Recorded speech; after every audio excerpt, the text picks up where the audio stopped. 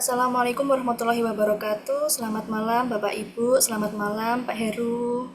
Selamat malam Mbak Rizky, selamat malam semuanya. Mbak. Baik untuk Bapak Ibu yang belum on cam, silahkan bisa on cam karena perkuliahan akan kami mulai. Baik, bertemu lagi dengan saya Desti. Semoga Bapak Ibu tidak bosan-bosan dengan saya. Saya di sini akan menemani Pak Heru pada mata kuliah studi kelayakan bisnis pada 7 pertemuan ke depan. Baik, sebelum memulai perkuliahan, saya izin membacakan peraturan perkuliahan online dulu ya, Pak. Monggo, monggo Mbak Rizky. Oke. Baik, untuk aturan perkuliahan online yang pertama yaitu menggunakan nama sesuai KTP agar memudahkan saat absensi. Yang kedua, disarankan menggunakan komputer atau laptop. Yang ketiga, join tepat waktu. Yang keempat, menggunakan pakaian yang sopan. Lalu yang kelima, memilih tempat yang sesuai, memperhatikan pencahayaan, background, dan suara yang mengganggu. Lalu yang keenam, on cam. Jika tidak bisa on cam, bisa izin lewat chat Zoom atau chat WA, tetapi tetap menyimak perkuliahan sampai akhir. Lalu yang ketujuh, mute ketika tidak sedang berbicara. Yang kedelapan, tidak memotong pembicaraan atau raise hand untuk meminta izin berbicara. Dan yang terakhir yaitu hindari multitasking. Baik, sebelum memulai perkuliahan, mari kita berdoa sesuai agama dan kepercayaan masing-masing agar perkuliahan hari ini berjalan dengan lancar. Berdoa dapat dimulai.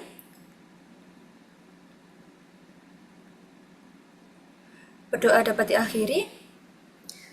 Saya serahkan langsung kepada Pak Heru. Silahkan Pak. Baik, terima kasih Mbak Desti. Kali ini saya kebagian Mbak Desti ya, biasanya Mas Hendy dan kawan-kawannya dan rekan-rekan semuanya. Baik teman-teman semuanya, rekan-rekan semuanya, selamat malam. Assalamualaikum warahmatullahi wabarakatuh. Waalaikumsalam warahmatullahi Waalaikumsalam wabarakatuh. warahmatullahi wabarakatuh. Kak. Baik, sepertinya saya ada beberapa yang pernah ngikut di kelas saya. Ini tentunya saya lihat di sana ada Mbak Devi, ada Mbak Rizky, ada Mbak Tiwi dan sebagainya ini ya. Nah, semoga nanti ke depannya eh, semuanya yang belum hadir bisa hadir. Kemudian untuk yang hadir hari ini, semoga ke depannya hadir tepat waktu sehingga perkuliahan dapat dimulai langsung tepat pukul 19 untuk di bulan puasa ya tentunya. Nanti untuk setelah puasa, setelah hari raya Idul Fitri akan kembali seperti biasa yaitu pukul 18.30. Jadi pukul 18.30 ya, tepat waktu nanti bisa hadir seperti biasanya. Nah, baik rekan-rekan semuanya di sini ada kurang lebih 7 ya, 7 yang sudah hadir. Terima kasih sekali lagi yang sudah hadir. Semoga yang sudah hadir hari ini bisa mengikuti perkuliahan dengan baik, mendapatkan ilmu yang bermanfaat tentunya, dan kelak nanti menjadi orang sukses ya. Amin. Nah, hari ini materi kita seperti yang disampaikan oleh Mbak Desi tadi adalah kita akan belajar yang namanya studi kelayakan bisnis. Nah, rekan-rekan semuanya, sebelum saya sampaikan tentang materi hari ini, tentunya rekan-rekan semuanya tidak asing ya dengan istilah yang namanya bisnis begitu. Jadi sekarang sedikit-sedikit kalau orang berbicara tentang usaha itu selalu berkaitan dengan namanya bisnis. Nah, sebelum nanti belajar jauh tentang studi kelayakan ini, ya tentunya saya akan sedikit refresh Anda semuanya terkait dengan apa itu sebenarnya bisnis begitu ya. Nah, sebelum dimulai, tentunya rekan-rekan semuanya eh, istilah bisnis ini sudah tidak asing lagi ya tentunya ya. Hmm. Mungkin Mbak Rizky ya. Eh, bisnis mungkin Mbak Rizky bisa menyampaikan bisnis itu apa? Sebagai warming up ini Mbak Rizky. Dari pengetahuan Mbak Rizky, bisnis itu apa kira-kira? Bisnis itu semacam jenis usaha yang kita lakukan, Pak. Jadi misalkan kalau saya kan kerja kantoran nih, jadi saya nganggapnya teman-teman saya yang wirausaha itu pebisnis gitu. Kalau dari Oke, perspektif saya ya. oke, baik. Kurang lebih apa yang disampaikan Mbak Rizky itu terkait dengan bisnis memang benar sekali ya rekan-rekan semua. Jadi intinya bisnis itu suatu usaha yang tujuannya tentunya untuk mencari keuntungan. Nah, karena bisnis ini targetnya sebenarnya adalah mencari keuntungan, tentunya hal-hal yang berkaitan dengan bisnis tersebut ya harus dipersiapkan dengan matang. Ya, ibaratnya itu adalah preparationnya harus benar-benar disiapkan. Kenapa? Kalau tidak disiapkan dengan matang, maka di kemudian hari kemungkinan atau dimungkinkan bisnis yang dijalankan atau usaha yang dijalankan itu bisa mengalami kerugian. Tentunya kalau mengalami kerugian, perusahaan bisa tidak berjalan dengan baik ya, artinya mungkin bisa gulung tikar atau menutup bisnisnya atau usahanya. Nah, karena itu rekan-rekan semuanya, kita perlu belajar yang namanya studi kelayakan bisnis. Jadi agar bisnisnya bisa berjalan lancar nanti ke depannya, ya, sehingga mendapatkan keuntungan yang diharapkan atau bahkan keuntungan yang lebih daripada yang diharapkan, ya tentunya harus dipersiapkan dengan matang. Nah, karena itu kita harus belajar yang namanya studi kelayakan bisnis. Oke, baik ya, saya akan share dulu materi hari ini. Mungkin rekan-rekan semuanya juga sudah mendapatkan materi ini. Apakah sudah bisa dilihat rekan-rekan semuanya tampilan layar saya? Sudah, Pak. Sudah, Pak. Ya, Pak. Baik, seperti yang saya sampaikan di pembukaan tadi bahwa kita akan belajar atau sharing ya tentang studi kelayakan bisnis. Nah, di pertemuan hari ini kita akan coba eh, berkenalan dulu ya, berkenalan dulu dengan yang namanya studi kelayakan bisnis. Mulai dari nanti tujuan, kemudian manfaatnya apa, kemudian aspek dan tahapannya seperti apa yang akan kita pelajari di studi kelayakan bisnis ini. Tentunya nanti ke depan ya, ke depan pokok-pokok bahasan lainnya tidak jauh dari studi kelayakan bisnis ini. Pak, apakah di materi ini nanti akan juga ada hitung-hitungan layaknya orang mau membuka bisnis dan sebagainya? Ya, kemungkinan nanti ke depannya juga begitu juga. Tapi saya harapkan nanti meskipun ada hitung-hitungan begitu ya, ya teman-teman saya pikir dapat menerima dengan baik nanti ya ke depannya. Semoga aja ya, amin. Baik, kita mulai hari ini ya. Kita kenalan dulu dengan yang namanya studi kelayakan bisnis. Ya, kenalan dulu begitu. Yang dinamakan studi itu berarti ya kegiatan yang mempelajari. Artinya apa? Ya kita akan belajar secara mendalam ini ya, yang terkait dengan bisnis atau usaha yang akan dijalankan. Mendalam di sini dalam konteks artinya adalah ya penelitian atau melakukan penelitian secara menyeluruh begitu, secara sungguh-sungguh, kemudian informasi-informasi yang didapatkan secara akurat, dapat diukur, dapat dihitung. Nah, kemudian ini dengan menggunakan metode-metode tertentu tentunya ya. Jadi seperti itu. Kemudian layak di sini berarti ya usaha yang akan dijalankan nanti eh, diharapkan dapat memberikan keuntungan begitu. Nah, artinya kalau belajar studi kelayakan bisnis ya berarti harus mempelajarinya secara mendalam, artinya secara menyeluruh, baik data-datanya, informasinya, kemudian analisanya, hitung-hitungannya, dan sebagainya harus secara menyeluruh dan mendalam gitu ya. Nah, tujuannya apa? Dalam rangka usahanya itu bisa layak untuk bisa dijalankan. Nah, artinya layak ini ya benar-benar bisa memberikan keuntungan dari bisnis yang diharapkan. Nah, seperti yang disampaikan di awal juga tadi, Mbak Rizky juga tadi, ada yang namanya bisnis. Artinya adalah usaha yang dijalankan untuk tujuan memperoleh keuntungan. Artinya tujuan atau targetnya dari bisnis sekali lagi adalah keuntungan. Baik, kita lanjutkan. Nah, sekarang kita belajar yang namanya tujuan dari kelayakan bisnis sendiri. Artinya kita akan belajar studi kelayakan bisnis ini harus tahu dulu tentang tujuannya. Kenapa kita harus belajar yang namanya studi kelayakan bisnis? Nah, tujuan pertama dari studi kelayakan bisnis tentunya adalah untuk mempermudah di dalam merancang bisnis yang akan dijalankan. Ya, artinya dengan studi kelayakan bisnis ini diharapkan nanti para calon pengusaha atau pengusaha yang akan menjalankan usaha ini ya dapat mudah dalam memberikan atau merancang bisnis yang akan dijalankan.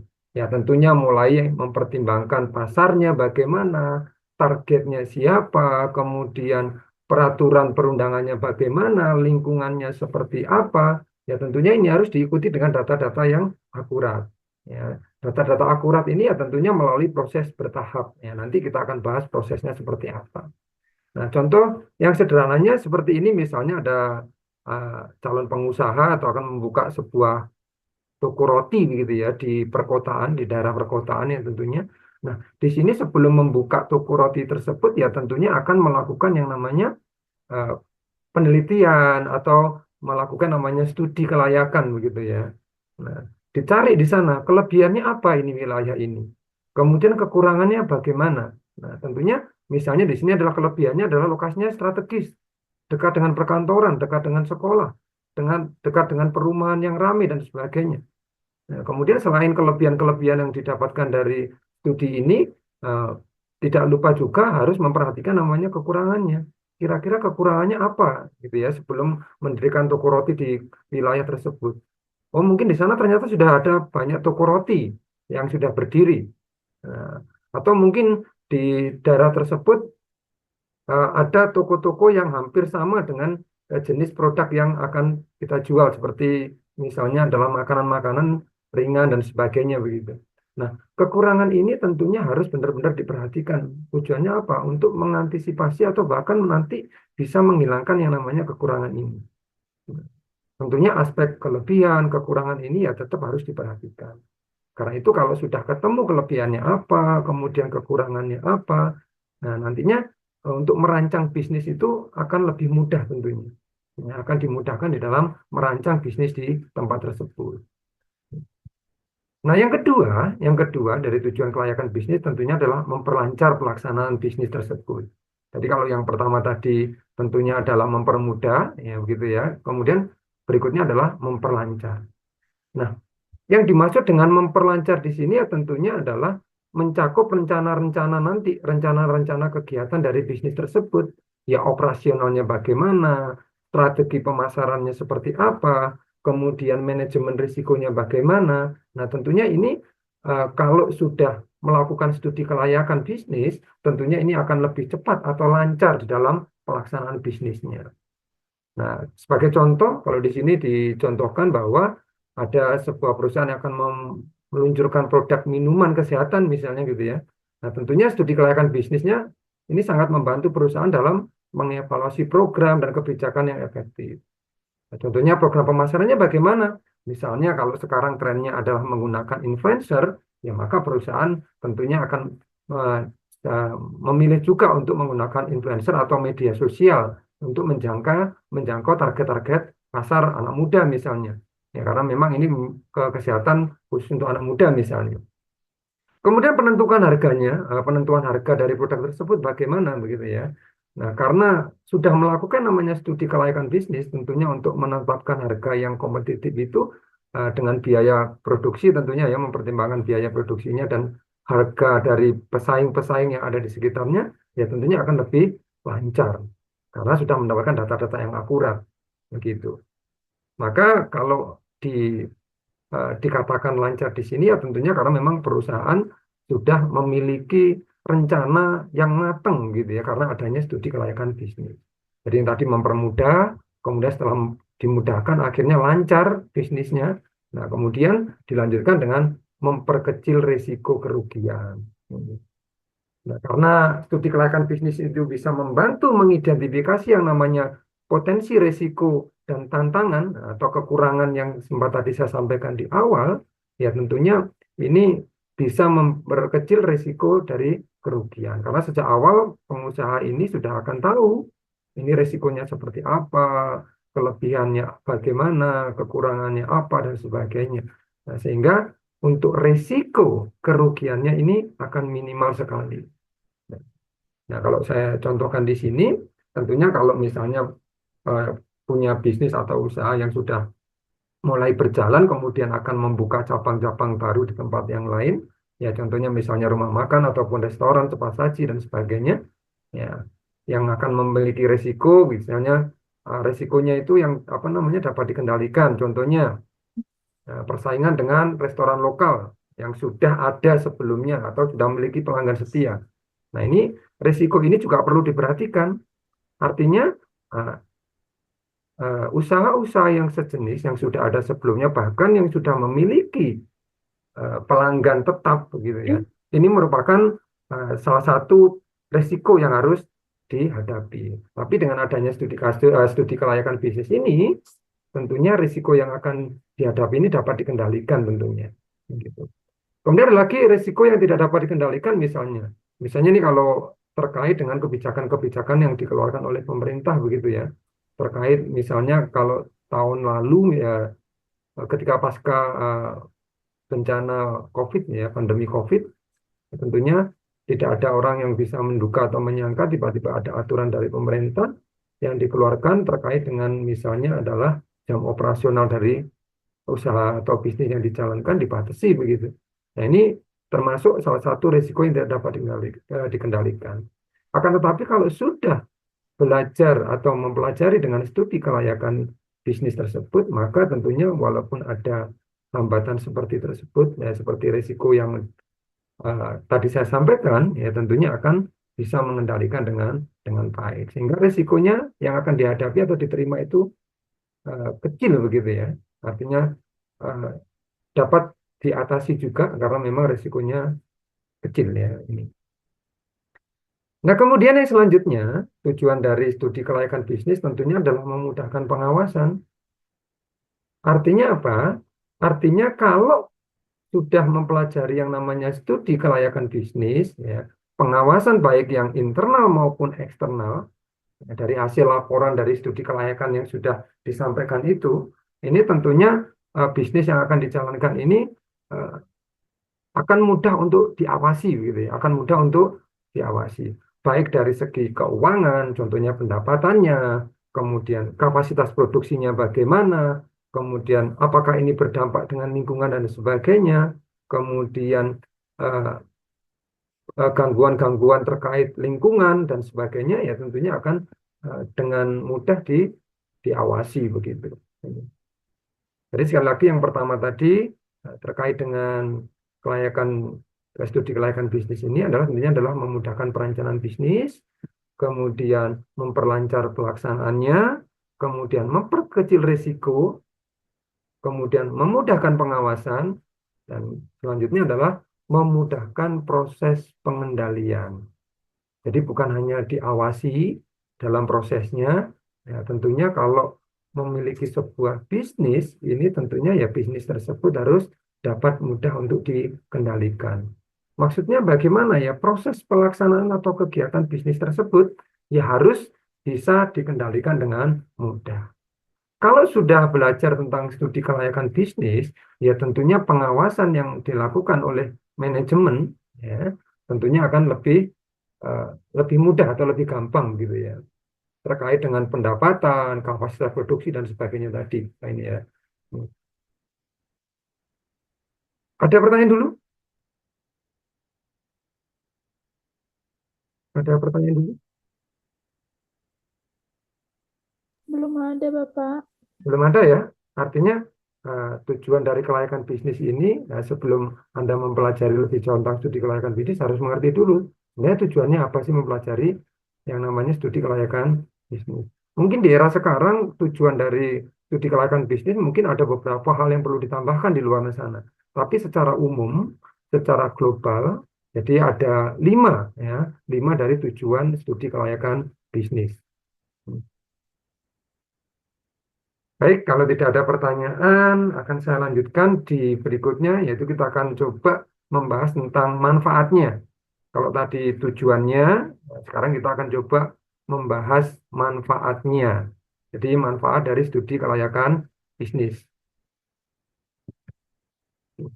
Tentunya studi kelayakan bisnis ini akan bermanfaat ya untuk beberapa stakeholder atau yang berkepentingan di dalam bisnis tersebut. Jadi kalau berbicara tentang stakeholder ya tentunya rekan-rekan semuanya akan sudah paham bahwa stakeholder itu berkaitan dengan orang-orang atau lembaga atau apapun yang berkaitan dengan bisnis yang sedang dijalankan. Nah, ini salah satunya tentunya adalah bagi investor. Nah, dengan adanya studi kelayakan bisnis, tentunya informasi-informasi yang sudah didapatkan, informasi-informasi atau data yang akurat, misalnya data potensi keuntungannya seperti apa, kemudian target pasarnya bagaimana, kemudian peluangnya dalam jangka pendek ataupun jangka panjang sudah tercatat dengan baik, maka bagi investor ini tentunya suatu keuntungan tersendiri. Tentunya investor akan berbondong-bondong untuk masuk atau untuk menambah investasinya di bisnis tersebut. Nah, contoh ini, seorang investor akan mempertimbangkan untuk berinvestasi dalam proses pembangunan pusat perbelanjaan misalnya. Ya. Investasi ini akan dilakukan manakala sudah ada namanya studi kelayakan bisnis. Ya. Informasinya adalah potensi keuntungannya berapa. Nah, ini misalnya proyeksi pendapatan tahunan sebesar 50 miliar misalnya. Dengan keuntungan bersih 10 miliar misalnya. Risikonya bagaimana? Persaingan dengan pusat perbelanjaan lain. Ya. Misalnya kalau di kota Malang ini ada yang namanya MOG, kemudian ada namanya Ramayana, kemudian ada yang namanya Matos, kemudian Center Point dan sebagainya. Ya tentunya ini akan sudah diperhitungkan sebelumnya oleh para investor. Nah, dengan informasi yang akurat, kemudian tepat terkait seluruh kegiatan bisnis yang dijalankan, maka ya investor tentunya akan semakin yakin terhadap proyek tersebut. Karena informasi yang didapatkan ini merupakan sebagai salah satu pertimbangan ya untuk memutuskan berinvestasi atau tidak berinvestasi. Ini yang pertama adalah manfaat bagi investor. Nah, kemudian bagi kreditur ini, kalau tadi investor sekarang adalah bagi kreditur. Nah, tentunya orang-orang yang akan memberikan pinjaman atau bisa disebut kreditur begitu ya, akan melakukan yang namanya studi kelayakan juga atau mencari informasi terhadap calon debiturnya. Kreditur itu tidak akan memberikan pinjaman serta-merta begitu ya, tanpa melihat hasil studi kelayakan dari bisnis tersebut. Nah, ini menilainya bagaimana ya? Tentunya nanti bagi kreditur akan menilai bahwa kemampuan perusahaan ini nanti untuk membayar kembali dana yang sudah dipinjam bagaimana? Apakah ini benar-benar bisa atau tidak begitu? Ini tentunya pertimbangan ini didapatkan dari studi kelayakan yang sudah dilakukan oleh perusahaan tersebut. Misalnya pendapatannya berapa, kemudian biaya-biaya yang harus dikeluarkan berapa, arus kasnya bagaimana. Ya tentunya kalau data-data ini sudah dapat diterima atau didapatkan oleh kreditur atau calon pemberi pinjaman begitu, ya tentunya kreditur akan bisa memberikan pinjaman begitu. Nah, sebaliknya kalau misalnya data-data yang disajikan ternyata memberikan dampak negatif, atau mungkin setelah dinilai ini nanti ke depannya tidak akan mampu untuk mengembalikan dana yang dipinjam, ya, maka tentunya kreditur akan tidak memberikan pinjaman. Nah, ini tentunya sekali lagi manfaat bagi kreditur. Nah, ini contoh di sini ada kasus begitu ya, sebuah perusahaan ingin meminjam dana sebesar 5 miliar dari bank tertentu begitu ya. Nah, studi kelayakan bisnis menunjukkan ini proyeksi pendapatannya berapa? Ini diperkirakan pendapat tahunan misalnya 20 miliar. Kemudian biaya operasional tahunan sebesar 15 miliar. Arus kas yang positif dengan kemampuan untuk membayar cicilan pinjaman. Nah, tentunya dari informasi ini terlihat sekali bahwa kemampuan dari perusahaan ini akan menjadi pertimbangan dari calon kreditur. Kalau dilihat dari data ini, perusahaan atau pelaku bisnis akan mampu untuk mengembalikannya dengan nilai yang tertera di layar Anda ini ya. Tentunya tadi dari 20 miliar penghasilannya, kemudian biayanya 15 miliar. Tentunya ada selisih laba yang didapatkan begitu.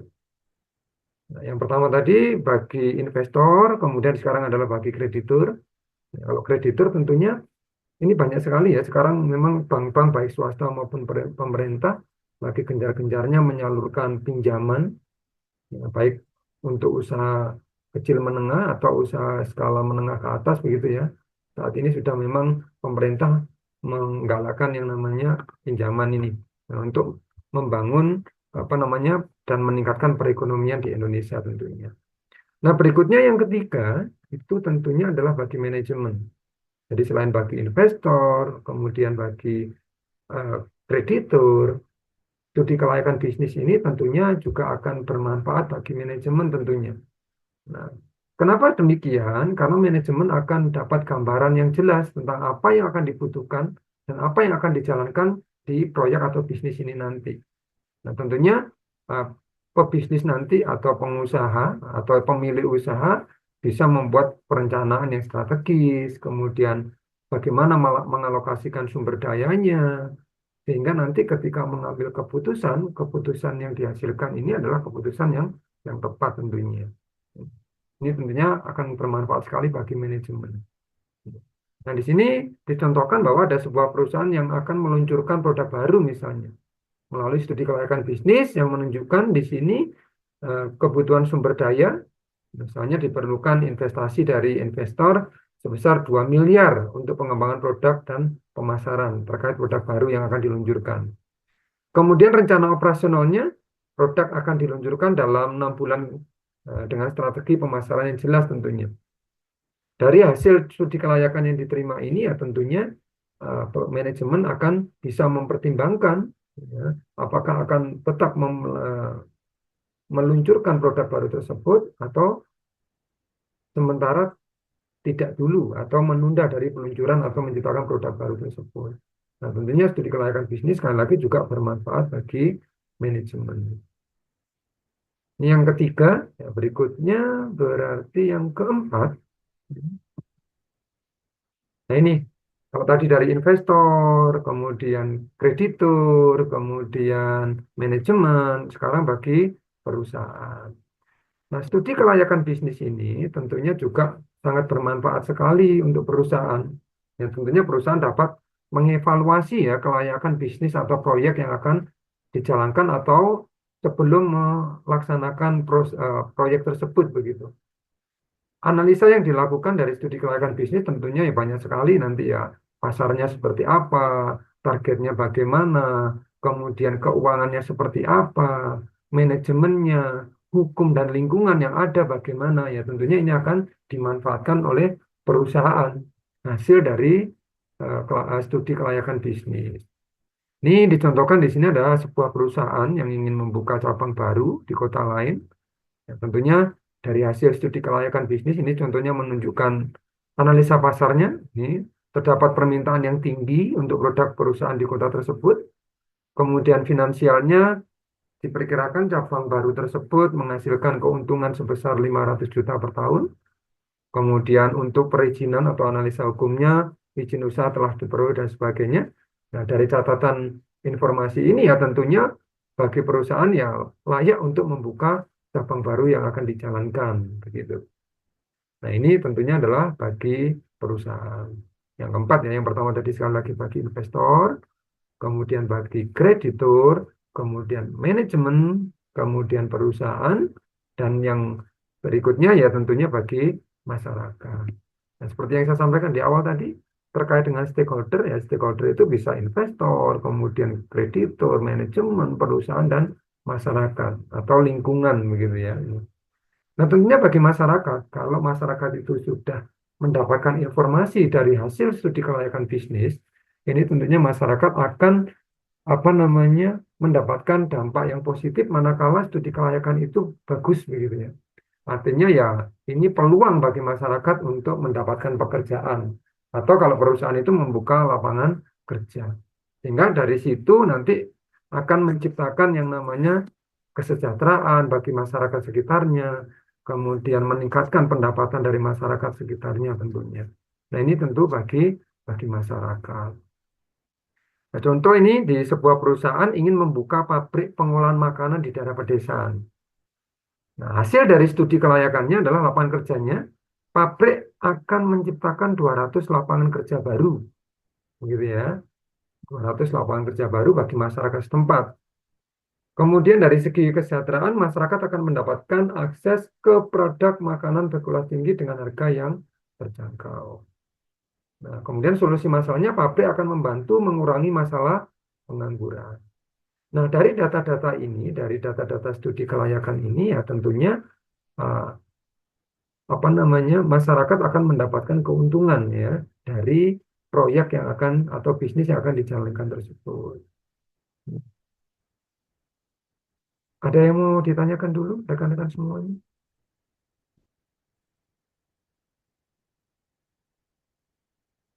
Ada yang mau ditanyakan dulu? Nanti kalau saya menyampaikan terlalu cepat, Anda bisa menyampaikannya ya. Silakan Anda sampaikan, atau mungkin mohon diulang yang pertama dan sebagainya, silakan nanti ya. Ada yang mau sharing atau tanya terlebih dahulu sebelum saya lanjutkan? Siapa aja boleh, monggo. Terkait yang pertama tadi tujuannya boleh, terkait manfaatnya juga boleh.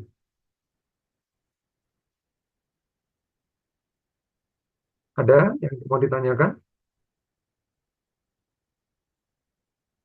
Masih belum, Pak. Oke, masih belum ya, berarti masih aman ya, masih clear. Ya, masih clear. Semoga masih aman ya.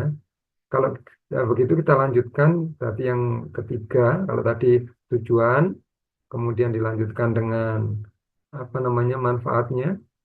Ya, ada 5 tadi manfaatnya ya, bagi investor, kemudian bagi kreditur, bagi manajemen, bagi perusahaan, dan bagi masyarakat. Nah, saya lanjutkan berikutnya berarti adalah tentang aspeknya. Ya, kalau tadi tujuan, kemudian manfaat, sekarang adalah terkait aspek studi kelayakan bisnis. Nah, jadi kalau berbicara tentang aspek ini tentunya dari kelayakan bisnis ini berbagai aspek ya yang akan nanti dibahas ya. Karena ada beberapa aspek yang memang berkaitan tentang studi kelayakan bisnis. Nah, contohnya yang pertama adalah aspek ekonomi dan budaya. Nah, aspek ekonomi dan budaya ini tentunya akan terkait dengan kondisi ekonomi dan budaya masyarakat di lokasi atau tempat bisnis itu akan dijalankan.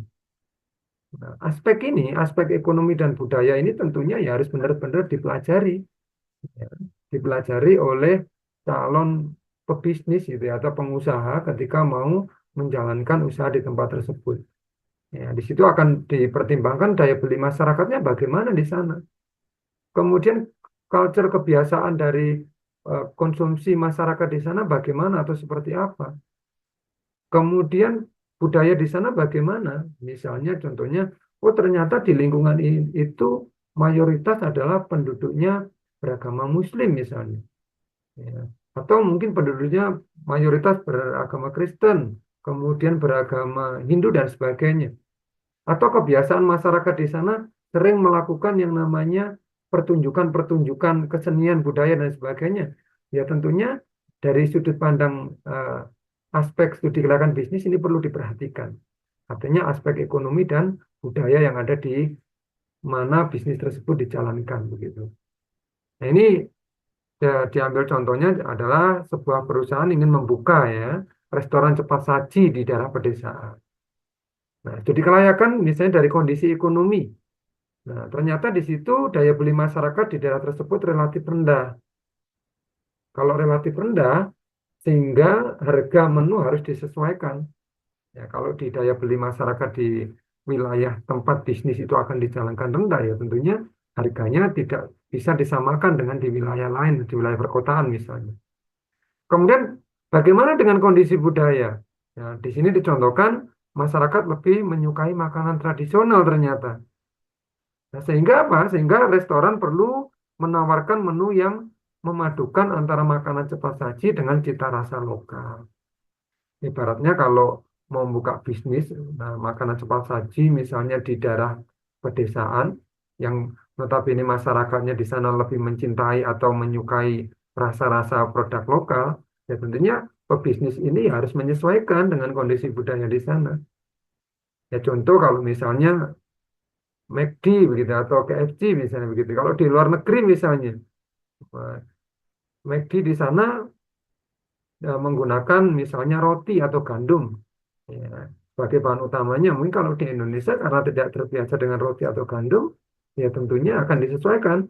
Oh ternyata Indonesia ini apa lebih suka atau doyan dengan makan menggunakan nasi misalnya begitu. Ya tentunya ini harus disesuaikan. Ya, bisnis tetap berjalan disesuaikan dengan kondisi lingkungan masyarakat begitu. Nah, ini dari segi aspek ekonomi dan budaya ini benar-benar harus diperhatikan. Begitu ya. Misalnya mau mendirikan makanan eh, di mana wilayah tersebut adalah kebanyakan Muslim yang tinggal di sana. Ya, sedangkan bisnis Anda ini misalnya menggunakan bahan baku yang sekiranya tidak dianjurkan di umat Muslim, tentunya menggunakan daging, apa, babi dan sebagainya. Ini tentunya tidak cocok. Ya, misalnya sebelumnya menggunakan daging babi, kalau di tempat tersebut diganti, daging babinya diganti dengan daging sapi misalnya. Kenapa? Ya karena menyesuaikan dengan kondisi budaya yang ada di sana. Nah, sebelumnya harganya misalnya tinggi karena ekonomi masyarakat di sana rendah, maka menyesuaikan. Ya mungkin disesuaikan dengan apa namanya porsinya dan harganya tentunya. Ini dari aspek ekonomi dan budaya. Nah, kemudian berikutnya Berikutnya tentunya adalah aspek pasar dan pemasarannya. Nah, kalau berkaitan dengan bisnis, ini tidak terlepas dari yang namanya aspek pasar dan pemasarannya, gitu ya.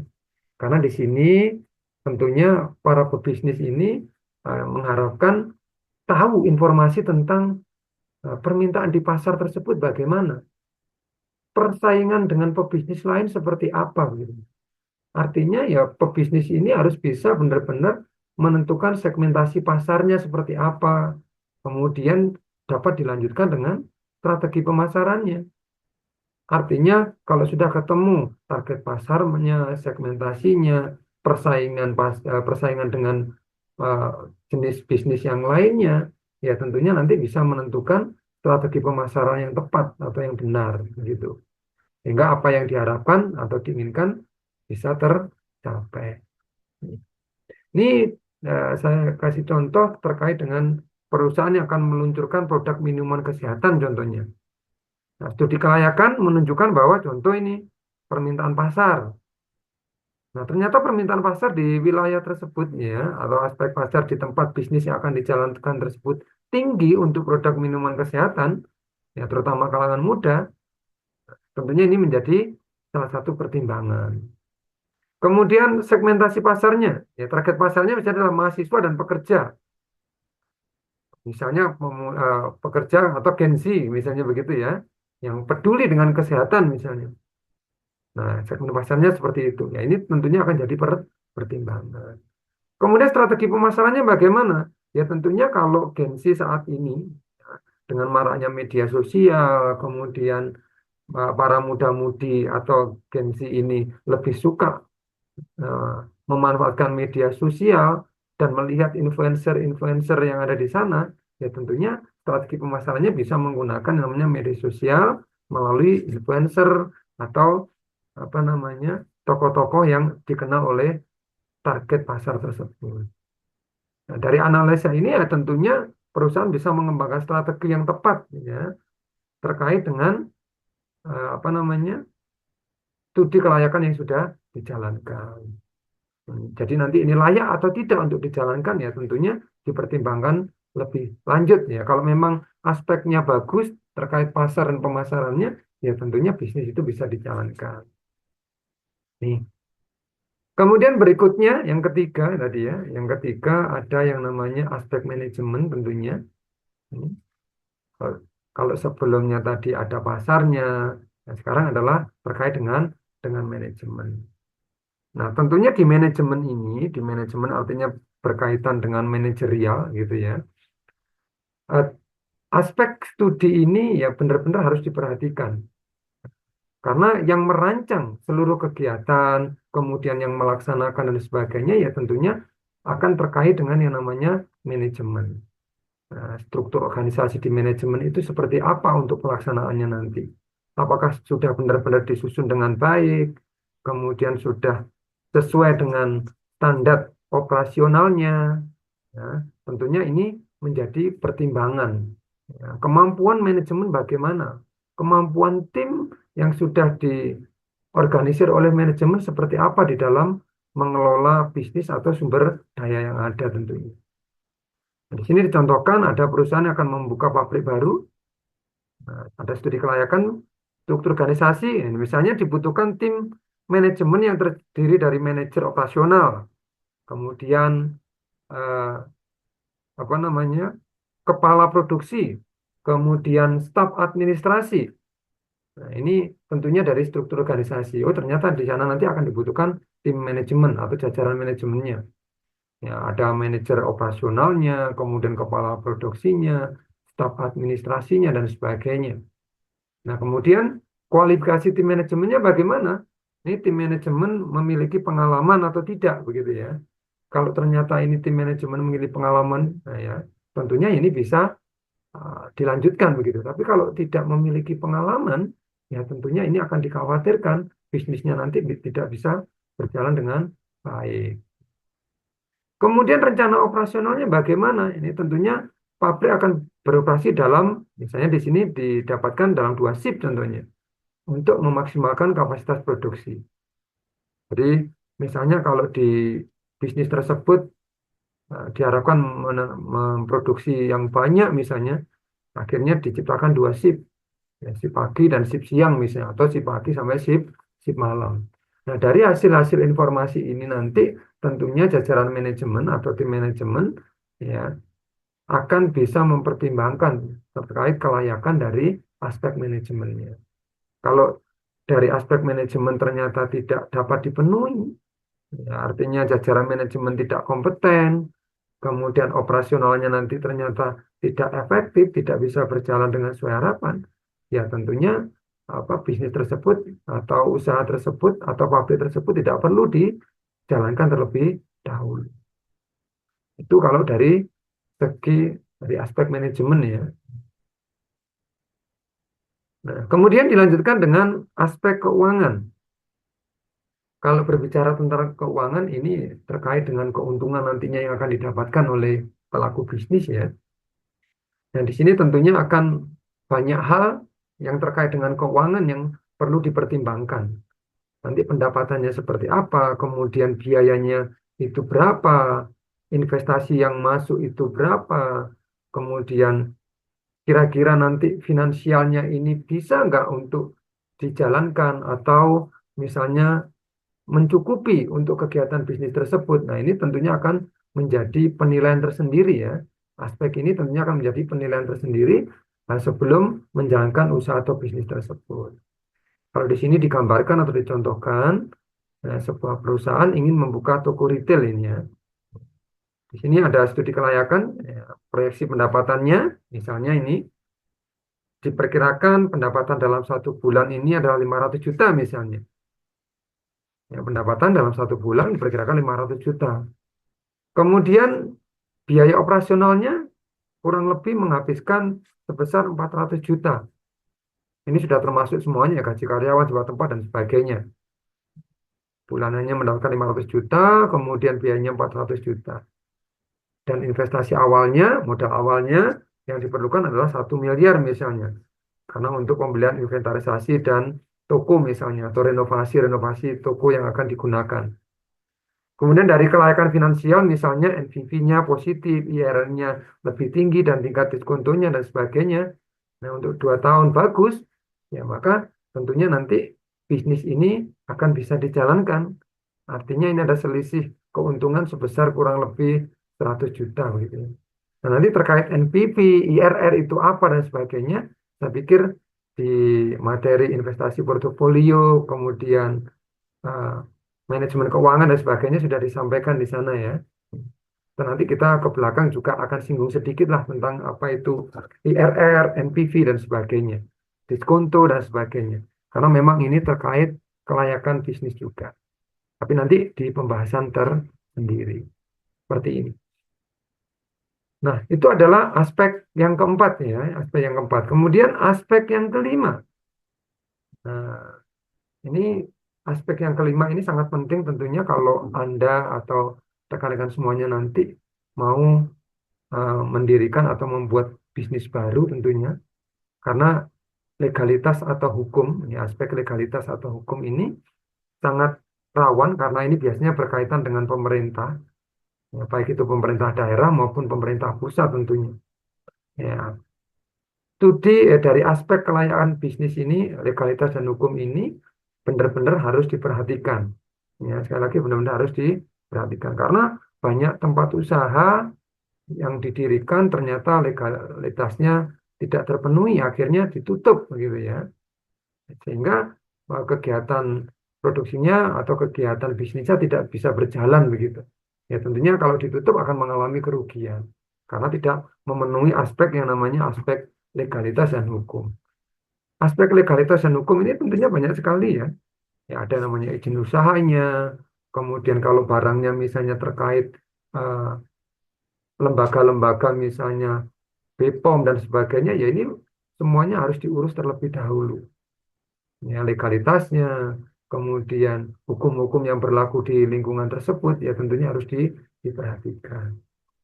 Nah, contoh di sini ada perusahaan ingin buka pabrik pengolahan makanan misalnya. Ada studi kelayakan, ya, izin usaha, semua izin usaha dan kesehatan telah diperoleh dari instansi terkait. Misalnya izin untuk mendirikan pabriknya, kemudian izin untuk produknya BPOM dan sebagainya, ini sudah terpenuhi. Kemudian lingkungan bagaimana, regulasi dari lingkungan sekitar bagaimana, misalnya tentang pembuangan limbahnya, AMDAL-nya bagaimana, apakah sudah terpenuhi atau tidak. Nah, kalau sudah terpenuhi AMDAL-nya, ya maka tentunya apa namanya dari aspek legalitas terkait lingkungan sudah terpenuhi, begitu ya. Akhirnya bisnis itu layak untuk dijalankan. Kemudian aspek hukum lainnya misalnya, artinya misalnya kontrak ya dengan pemasok, distributor sudah benar-benar disepakati. Ya, artinya kalau mau bisnis baru atau mendirikan usaha baru begitu, semua yang terkait dengan legalitas atau hukum, ya baik pemasok, kemudian kalau tempatnya itu menyewa, dengan yang menyewakan itu legalisasinya harus benar-benar sudah terpenuhi. Kalau tidak, ya ini nanti tentunya akan memiliki risiko ya untuk kedepannya begitu. Ada yang mau disampaikan rekan-rekan semuanya? Boleh bertanya, boleh share di aspek.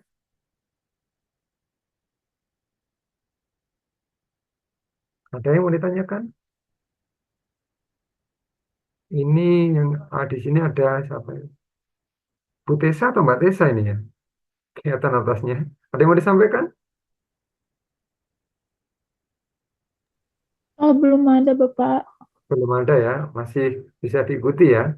Masih bisa, Bapak. Pak, Ya, Mbak siapa tadi? Rizky ya? sih Pak.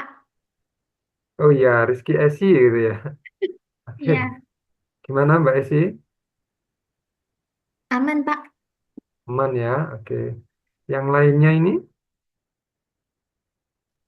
Masih bisa diikuti, Pak. Masih bisa diikuti ya. Berarti nanti kalau saya yang memberikan pertanyaan, berarti bisa menjawab tentunya ya. Ya, Pak, insya Allah. Insya Allah ya. Insya Allah bisa menjawab ya. Karena sebelum saya lanjutkan di berikutnya ya tentunya apa namanya, saya akan memberikan sedikit saja ini gambaran misalnya atau pertanyaan misalnya. Saya punya studi kelayakan seperti ini. Tolong diperhatikan nih misalnya ya. Saya akan membuka bisnis ya di satu tempat. Saya akan membuka bisnis di satu tempat di mana tempat itu lingkungan kampus, begitu ya, lingkungan kampus. Kemudian di situ juga ada perkantoran, banyak perkantoran. Juga di sekitarnya ada lingkungan sekolah. Artinya kalau saya bilang sekolah itu ya berarti SMA, SMP atau SLTA, SLTP begitu ya. Kemudian SD dan sebagainya, begitu ya. Kira-kira kalau saya sebagai seorang pebisnis pemula, ya, terkait dengan studi kelayakan bisnis, ya, kira-kira bisnis apa yang akan saya jalankan di tempat tersebut? Ada yang punya ide?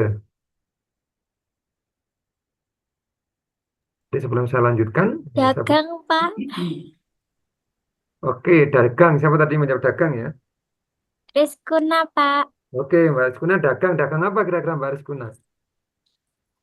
Karena tadi kan Bapak bilang kayak di sekitar lingkungan yang kayak rumah. Terus sekolah juga ya, Pak? Sekolah, kampus, Iya. kantoran, begitu ya. Kayaknya bisnis makanan itu lebih cocok sih, Pak. Bisnis makanan. Iya. Apa ini? Kos-kosan Pak. Ada kos-kosan, ada makanan nih. Saya catat ya, ada kos gitu ya. Tadi Mbak Rizkuna ya. Iya, Itu adalah Pak. kos, begitu ya. Kos, kemudian tadi yang makanan Mbak Rizkina tadi ya. Yang Iya, makanan Pak. Rizkuna, Makanan. yang kos sih Pak. Oke, Kebalik. kos. Oke. Ada lagi yang lain. Mungkin itu, Mas. Pak. eh ATK, Pak, juga bisa. Karena kan kalau untuk lingkungan sekolah, kampus itu kan biasanya kan butuh ya itu, Pak. Itu juga cocok sih. Bisnis Oke. fotokopi Pak. Nah, Ya, iya Ih, itu fotokopi juga. printer. ya. Oke, catat ini. Ada lagi, ini sudah ada 3 masukan yaitu bisnis makanan, kemudian kos, kemudian ATK atau fotokopi. Ada lagi? Nambahin Laundry, Pak. mungkin laundry. Laundry. Wah, ini ada bisnis lagi nih, ada Iya, lebih. laundry. Laundry. Tadi laundry itu siapa, Mbak Tiwi ya? Laundry. Iya, Pak. Tadi, oke. Pihak pihak cowok ini bagaimana? Para pria mau bisnis apa ini para pria?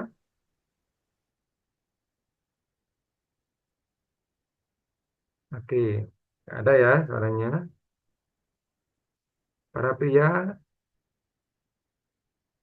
Oke, kita bahas sekarang ya terkait yang pertama yaitu bisnis makanan. Kalau Anda mau berbisnis makanan, ya tentunya tadi sudah saya sampaikan bahwa ini adalah lingkungan di perkantoran, kemudian kampus, kemudian sekolah, begitu, kemudian ada rumah, perumahan dan sebagainya. Kalau terkait bisnis makanan, ya kira-kira aspek aspeknya yang diperhatikan dari aspek apa ini kira-kira? Yang pertama, Harga, Pak. gimana? Aspeknya adalah harga, Pemasaran, aspek pasar dan juga pemasaran, Pak. aspek pasar dan pemasaran.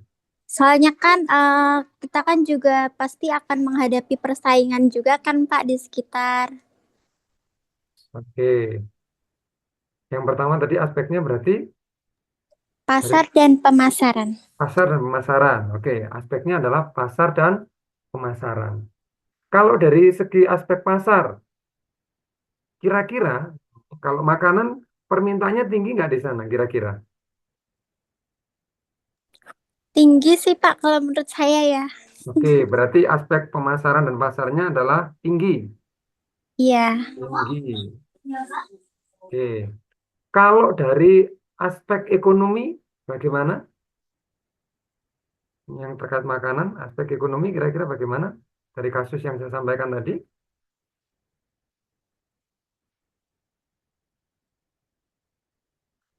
Ada yang bisa menyampaikan aspek pasarnya tinggi, gitu ya.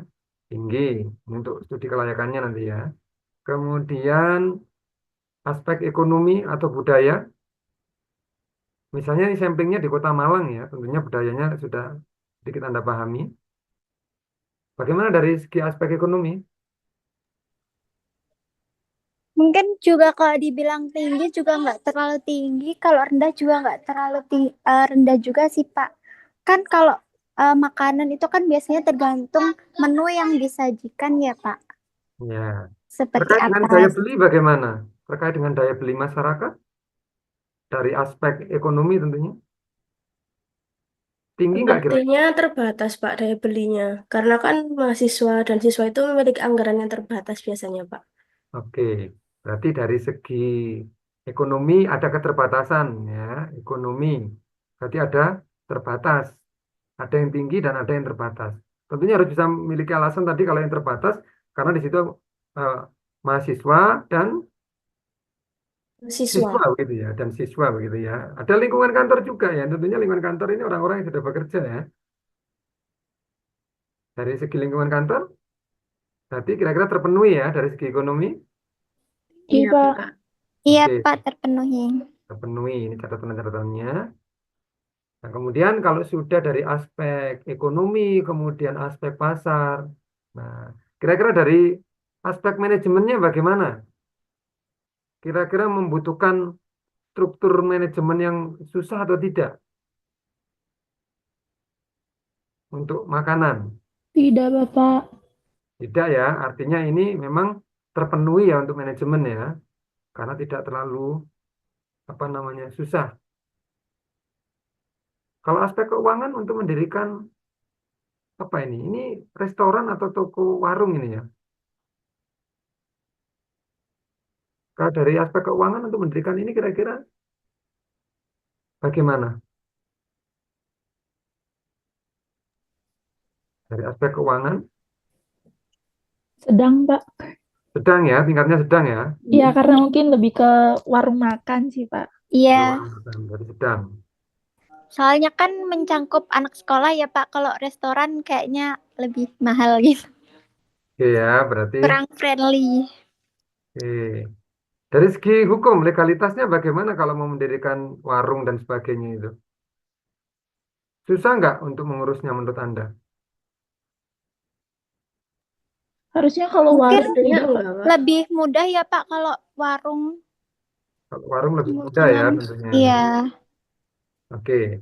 Nah, ini dari segi aspek-aspek yang sudah didapatkan di sini, saya rangkum kalau pertama tadi lingkungan yang dijalankan, maksudnya adalah lingkungannya adalah lingkungan mahasiswa atau kampus, kemudian pendidikan atau sekolah, kemudian perkantoran. Nah, di sini dari aspek pasarnya, ya tentunya tadi apa namanya ada yang menyampaikan tinggi dari pasarnya karena peluang untuk dibelinya. Tapi juga nah, tidak menutup kemungkinan karena mahasiswa dan siswa itu daya belinya tidak setinggi dari pegawai kantor. Nah, ini berarti ada dua alternatif begitu ya. Tinggal dipertimbangkan. Kemudian dari aspek apa tadi? Manajemen, manajerial karena gampang. Kemudian aspek hukumnya juga gampang. Kemudian dari ekonominya, keuangannya kira-kira ini mendapatkan keuntungan tinggi apa tidak kira-kira menurut Anda? Dari segi keuangan, ada yang mau disampaikan dari segi keuangan?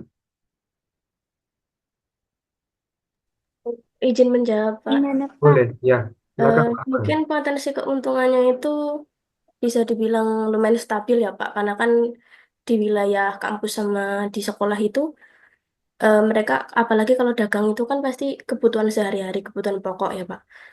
Menurut saya sebenarnya stabil, Pak. Oke, dari aspek-aspek yang sudah ada ini, nah kesimpulannya berarti bisnis ini bisa dijalankan atau tidak menurut Anda? Bisa Pak. Bisa, Pak. Sangat Bisa ya? bisa, Pak. Nah ini. Karena juga termasuk mendukung juga sih Pak. Oke. Nah, artinya begini, dari gambaran yang sudah disampaikan barusan tadi ini, ternyata studi kelayakan bisnis itu tidak hanya memperhatikan dari satu aspek aja. Artinya beberapa aspek harus diperhatikan. Artinya nanti kalau Anda ya mau membuka usaha baru atau bisnis baru ya banyak aspek yang harus diperhatikan. Banyak aspek yang harus dipelajari, banyak aspek yang harus di apa namanya cari informasinya secara detail. Nah, apakah ini layak atau tidak bisnis ini dijalankan? Nah, tentunya kalau Anda tidak melakukan atau membuat usaha sendiri, artinya Anda ada investornya dan sebagainya, ya seluruh informasi terkait dengan eh, hasil yang sudah Anda lakukan, studi kelayakan sudah Anda lakukan, itu bisa diinformasikan. Ya, artinya ibaratnya itu Anda kalau mau mulai bisnis baru dan mencari investor, ya membuat proposal gitu ya. Membuat proposal itu di situ dimasukkan aspek-aspek dari kelayakan bisnisnya. Terus modalnya kalau ingin mendapatkan pinjaman dari perbankan misalnya, ya maka Anda harus menyampaikan juga ke perbankan bagaimana ini peluangnya, keuntungannya berapa dengan modal berapa. Sehingga nanti perbankan atau sebagai kreditor akan mempertimbangkan hal tersebut. Investor pun juga begitu. Jika ada yang mau memberikan atau berinvestasi, ya tentunya akan mempertimbangkan, oh ternyata ini bagus. Karena melihat aspek-aspeknya benar-benar sudah apa namanya dilakukan studi secara mendalam misalnya begitu. Nah, itu salah satu fungsi dari yang namanya studi kelayakan bisnis. Ya, ada beberapa yang perlu diperhatikan, mulai dari aspek-aspeknya tentunya. Nah, tadi kalau dari segi apa namanya tadi makanan ya. Yang kedua, ini ada cost. Kira-kira kalau cost bagaimana ini kalau cost? Tadi ada yang menyampaikan usahanya adalah bisnis cost. Tadi yang cost tadi siapa ya? Mbak Esi kayaknya. Mbak Esi, adakah Mbak Esi?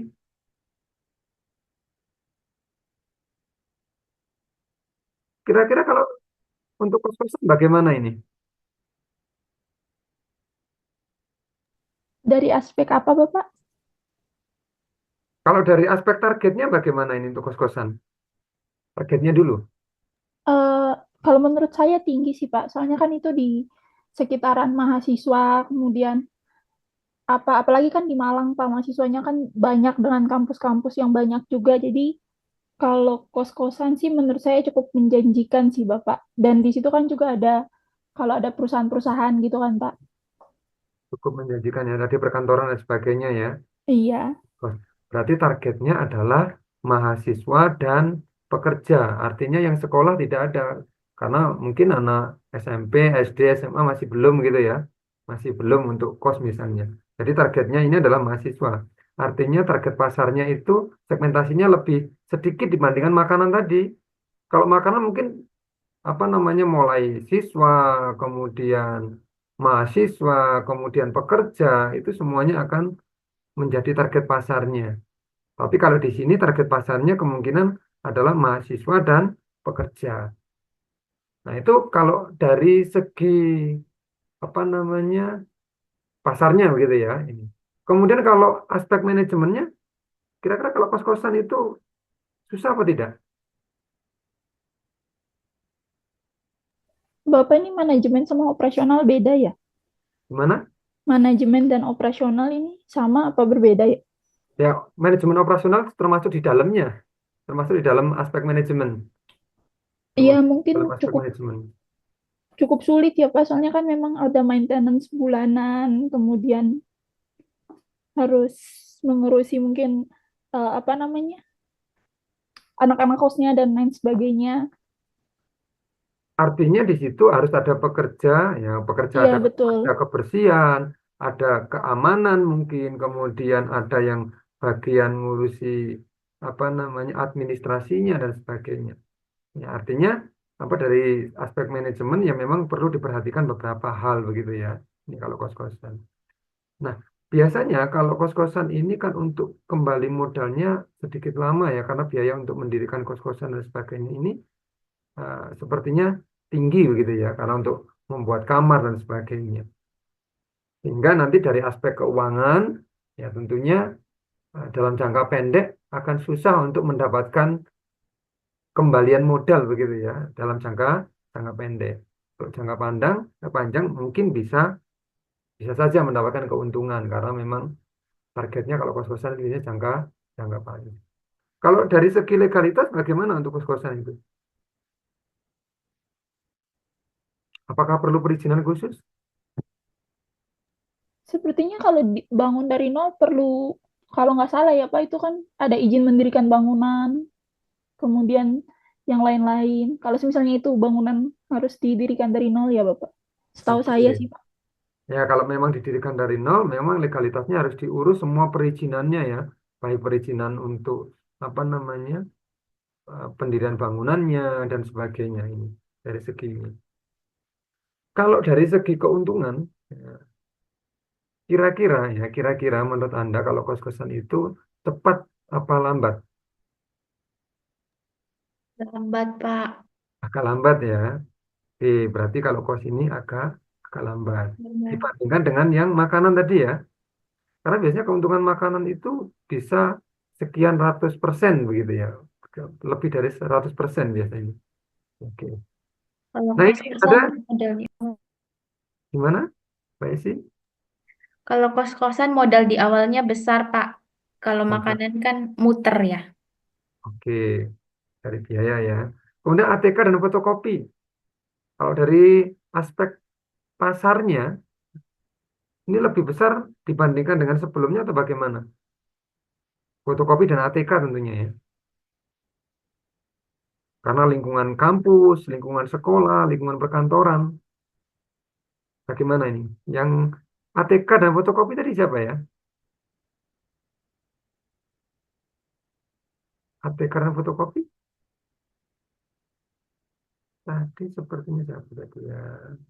ATK Rizkuna fotokopi saya, Pak. Oke, Mbak Rizkyuna, ATK sama fotokopi gimana ini?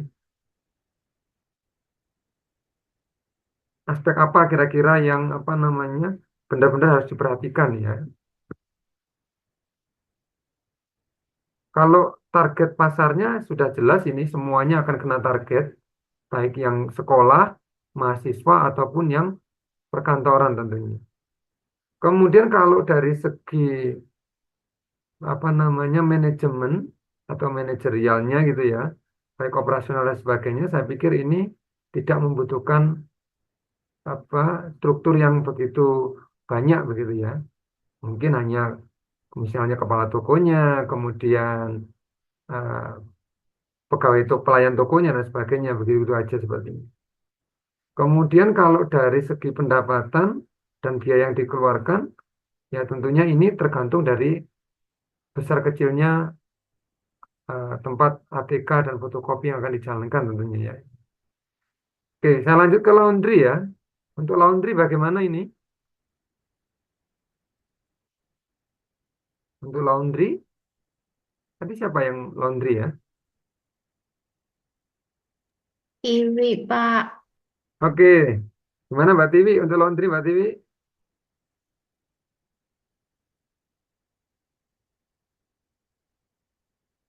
Adakah di sana Mbak Tiwi?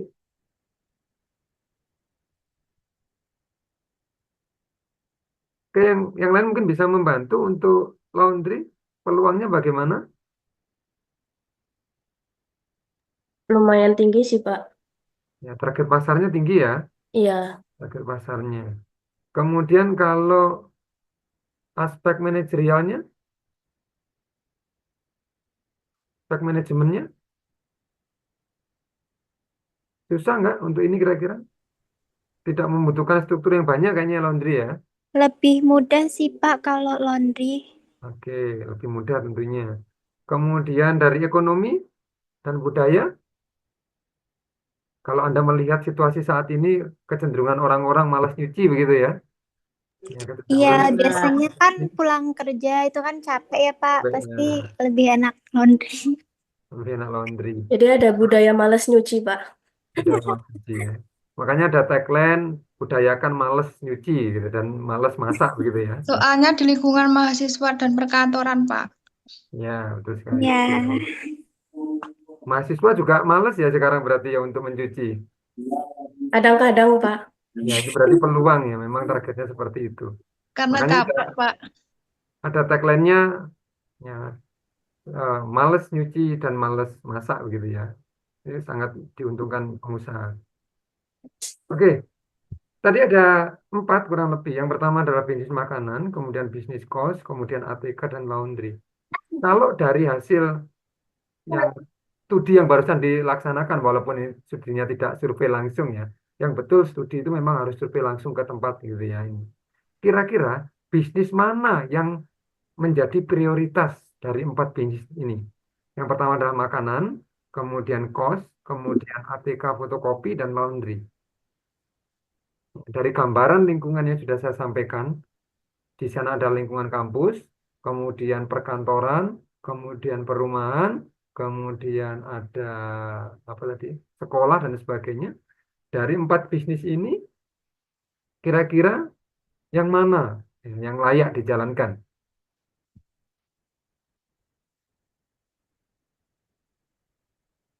Kalau disuruh memilih ya ini, disuruh memilih loh ya, disuruh memilih. Jadi kalau mau semuanya dijalankan ya tentunya kalau semua dijalankan ya biayanya akan lebih tinggi, kemudian dari aspek manajemennya juga harus lebih diperhatikan, legalitasnya juga, lingkungan, ekonomi, dan sebagainya. Tentunya ini yang diprioritaskan yang mana menurut Anda? Dengan alasan yang sudah digambarkan tadi, dari hasil apa namanya analisa tadi, aspeknya yang tinggi, kemudian ekonominya, kemudian manajerialnya atau manajemennya, kemudian legalitasnya, dan sebagainya. Kira-kira yang peluang yang mana yang bisa diambil dengan cepat ini? Mungkin makanan, Pak. makanan ya Pak. Makanan ya. Oke, kalau memang dari catatan saya yang diperhatikan di sini tadi, memang dari semua aspek yang masuk, memang makanan mendapatkan poin yang lebih tinggi. Artinya memang makanan ini yang bisa dijalankan lebih dahulu. Tapi ingat, selain aspek-aspek ini tadi, ya yang perlu diperhatikan adalah pesaingnya kan tadi ya, pesaingnya. Nah, kalau ada pesaing ya berarti nanti Anda mengharapkan menjual makanan itu harus memiliki ciri khas tersendiri dibandingkan dengan pesaing-pesaing yang lainnya. Itu ya dari segi aspek dan sebagainya. Nah, saya lanjutkan ya. Jadi lanjutkan ya. Oke, saya lanjutkan berarti. Ada pertanyaan dulu yang tadi? Pak, izin bertanya. Boleh. Kalau di daerah yang UMR-nya rendah gitu, Pak, itu kita gimana, Pak, kalau dalam bisnis dagangnya? Maksudnya, apakah sangat berpengaruh sekali? Oke, kalau tadi disampaikan bahwa di daerah yang pendapatannya rendah, ini berarti terkait dengan yang namanya aspek ekonomi dan budaya. Ya tentunya kalau ingin mendirikan bisnis atau usaha di tempat tersebut, aspek-aspek ekonomi dan budaya ini benar-benar perlu diperhatikan. Pendapatan rendah berarti jangan menjual, kalau produk makanan ya berarti jangan menjual harga yang sekiranya tidak dapat dijangkau oleh masyarakat sekitar. Misalnya kalau di perkotaan misalnya menjual nasi itu ya satu porsi 15.000 ya mungkin di sana ringnya mungkin 8.000, 10.000 begitu. Harus dibedakan. Tentunya seperti itu. Ya. Kemudian di sana juga budayanya bagaimana? Dengan pendapatan segitu itu masyarakat lebih cenderung apa? Oh, ternyata masyarakat lebih cenderung masak sendiri atau bawa bekal dari rumah misalnya begitu. Ya tentunya ini perlu diperhatikan. Tidak tiba-tiba langsung harus apa namanya mendirikan bisnis gitu ya. Artinya banyak hal yang harus diperhatikan. Kalau melihat dari segi ekonomi, artinya tadi yang disampaikan itu dari aspek ekonomi dan budaya. Pendapatannya tidak maksimal misalnya atau berpendapatan rendah. Seperti itu. Ini kalau ngomongin tentang makanan ya, terkait makanan tentunya nggak bisa disamakan dengan di perkotaan menjual makanannya. Kalau di wilayah tersebut disampaikan bahwa pendapatannya rendah, secara otomatis ya di situ bahan-bahan makanan dan sebagainya yang beredar di situ juga biasanya lebih rendah dibandingkan dengan di perkotaan. Tentunya akan seperti itu. Ya. Biasanya ini adalah pendapatan rata-rata masyarakat begitu ya. Nah, ini kalau Anda belajar di materi mikro dan makro pasti akan sedikit tahu tentang hal itu. Itu Mbak Ana mungkin. Baik, Pak, terima kasih banyak. Oke, sama-sama. Ada lagi yang mau disampaikan?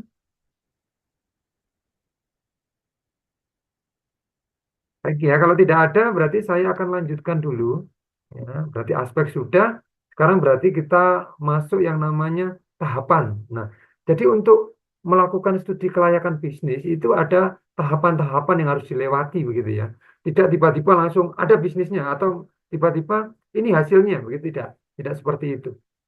Ya, artinya harus melalui tahapan-tahapan tertentu gitu ya. Kalau punya bisnis itu atau ingin mendirikan sebuah usaha ya harus ada tahap-tahapannya terlebih dahulu. Nah ini kalau Anda perhatikan di sini saya gambarkan kurang lebih ada 6 tahapan.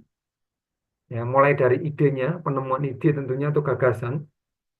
Ini mau usaha apa gitu seperti yang saya sampaikan tadi, makanan, kos, fotokopi atau sebagainya itu idenya dulu. Nah setelah idenya ada, kemudian tentunya harus melakukan penelitian, diteliti. Ya kalau perlu adalah survei. Survei mulai dari lingkungannya, survei ke tempatnya langsung dan sebagainya. Ya. Survei ini, penelitian ini tentunya memperhatikan beberapa aspek tadi. Ya. Dari aspek ekonomi, aspek budaya, aspek manajemen, aspek hukum, dan sebagainya, legalitas dan sebagainya tadi, ya harus diperhatikan. Kemudian dilanjutkan dengan evaluasi. Nah, setelah dievaluasi, kemudian ditentukan ini. Kalau sudah ditentukan, rencana pelaksanaannya. Nanti kita akan bahas satu persatu. Terakhir adalah finishingnya atau pelaksanaannya, eksekusinya. Jadi kurang lebih kalau digambarkan seperti ini. Ada penemuan ide, idenya dulu gagasannya, melakukan penelitian, evaluasi, kemudian penentuan, ya, layak atau tidaknya, perencanaan, kemudian pelaksanaan. Oke, kita coba bahas satu persatu. Di sini dimulai dari yang namanya penentuan ide. Nah, ini merupakan tahap yang paling awal. Penentuan ide ini adalah tahap yang paling awal atau paling dasar dari yang namanya studi kelayakan bisnis. Ini tahapan dari studi kelayakan bisnis yang paling awal yaitu penentuan ide. Memang ide ini tidak semudah yang dibayangkan, tapi kalau sudah menemukan ide yang tepat atau yang bagus ya tentunya bisa langsung masuk ke tahap berikutnya begitu. Ide itu biasanya ditemukan kemudian langsung kembangkan tapi melalui tahapan-tahapan tertentu juga. Nah, contohnya ini, seorang pengusaha melihat ada peluang tadi yang saya sampaikan banyak mahasiswa di daerah kampusnya, kesulitan untuk menemukan tempat nongkrong. Tempat nongkrong itu berarti tempat apa ya? Berkumpul begitu ya, yang nyaman dan terjangkau. Nah, dari sini muncul ide untuk membuka yang namanya kafe, ya, kopi, kedai kopi dan sebagainya. Nah, untuk menawarkan suasana yang nyaman bagi mahasiswa tersebut untuk melakukan aktivitas berkumpul bersama atau nongkrong begitu. Ini merupakan salah satu ide. Nah, misalnya ada ide tadi sepertinya, oh di situ ternyata banyak orang yang mau fotokopi, mau beli alat tulis dan sebagainya. Nah, itu ide. Kemudian banyak orang yang sekarang sudah malas nyuci baju sendiri. Oh, mungkin laundry. Itu ide. Begitu ya. Nah, sekarang banyak anak-anak yang apa banyak kos misalnya, dirikan tempat kos dan sebagainya. Nah, ini merupakan ide awalnya seperti itu. Jadi penentuan idenya terlebih dahulu. Biasanya ide itu akan ada manakala menemukan hal-hal yang sekiranya membutuhkan jawaban begitu ya, membutuhkan solusi. Kayak tadi, orang malas nyuci. Oh, berarti ya bikin laundry. Misalnya orang malas malah masak gitu ya. Oh, rumah makan dan sebagainya. Nah, ini contoh ide. Nah, jadi seperti itu yang dinamakan dengan ide atau gagasannya. Nah, dari ide ini, kemudian tahap berikutnya adalah dilakukan penelitian. Seperti yang saya sampaikan tadi begitu ya. Setelah idenya muncul, itu jangan langsung dieksekusi, tidak, tapi melalui tahap penelitian. Benar nggak ide ini bisa dijalankan nantinya?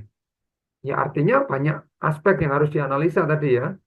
Ya, nanti gimana apa namanya hambatan ketika dijalankan bisnis ini, kemudian pesaingnya bagaimana, kemudian proses operasionalnya atau manajemennya bagaimana, keunggulannya apa dan sebagainya, yaitu benar-benar harus diteliti.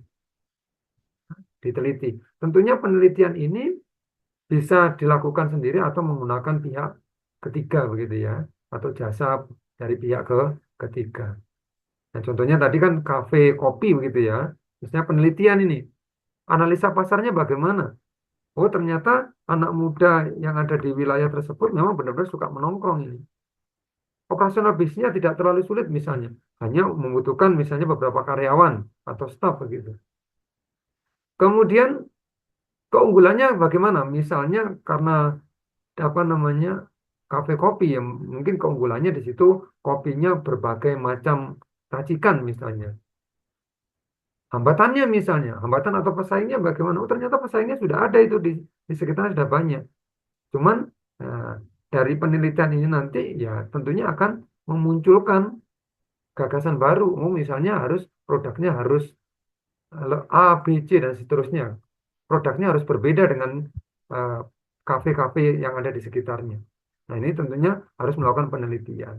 Biasanya penelitian yang dilakukan itu tidak begitu saja ya. Misalnya satu hari selesai, tidak biasanya. Sampai bisa dilakukan beberapa hari. Nah, penelitian ini biasanya ya banyak cara dilakukan. Dengan cara survei, dengan tanya jawab, dan sebagainya terhadap mahasiswa yang ada di sekitar situ. Ini. Yang ketiga berikutnya adalah evaluasi. Ya, tadi yang pertama tentunya setelah idenya muncul, segera melakukan penelitian. Ide muncul, melakukan penelitian. Penelitiannya dari mana? Ya dari awal idenya. Idenya apa? Baru penelitiannya.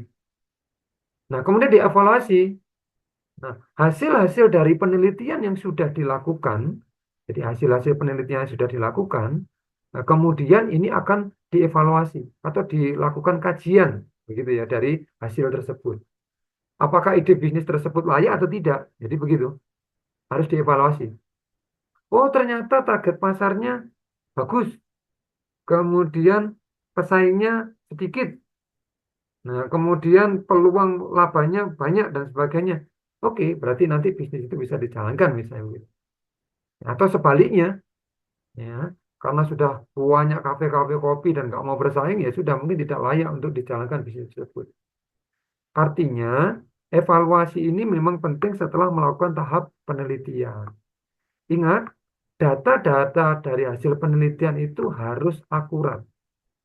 Kalau data-data dari penelitian ini tidak akurat, maka evaluasi yang dilakukan juga akan menghasilkan evaluasi yang tidak akurat juga. Ini. Nah, banyak cara sebenarnya yang bisa dilakukan kalau untuk melakukan evaluasi. Kalau misalnya terkait pesaing misalnya, oh pesaing A memberikan harga yang sekian, mungkin Anda bisa memberikan harga promo dan sebagainya di awal, atau mungkin jenis kopi yang dijual tidak ada di pesaing-pesaing lainnya. Nah, misalnya eh, kopinya di sana dicampur dengan A, B, C, dan D dan seterusnya, Anda tidak melakukan pencampuran misalnya, kopi murni dan sebagainya. Tentunya seperti itu. Ini evaluasi. Jadi setelah ada ide, kemudian dilakukan penelitian, ini, setelah penelitian evaluasi. Nah, biasanya kalau bisnis itu menggunakan pihak ketiga, artinya kalau penelitian itu dilakukan oleh pihak ketiga, maka faktor kepercayaan itu sangat penting begitu ya. Nah, apakah pihak ketiga ini benar-benar bisa dipercaya atau tidak? Karena ada beberapa pihak yang memang melakukan penelitian itu tidak menggunakan data yang benar-benar terpercaya. Yang penting sudah dilaksanakan, kemudian dilaporkan, sehingga mendapatkan bayaran kan begitu. Nah, kecuali penelitian itu dilakukan oleh individu sendiri atau pengusaha itu sendiri. Nah ini, jadi nanti kalau Anda ingin membuat bisnis baru atau usaha, yang perlu diperhatikan itu.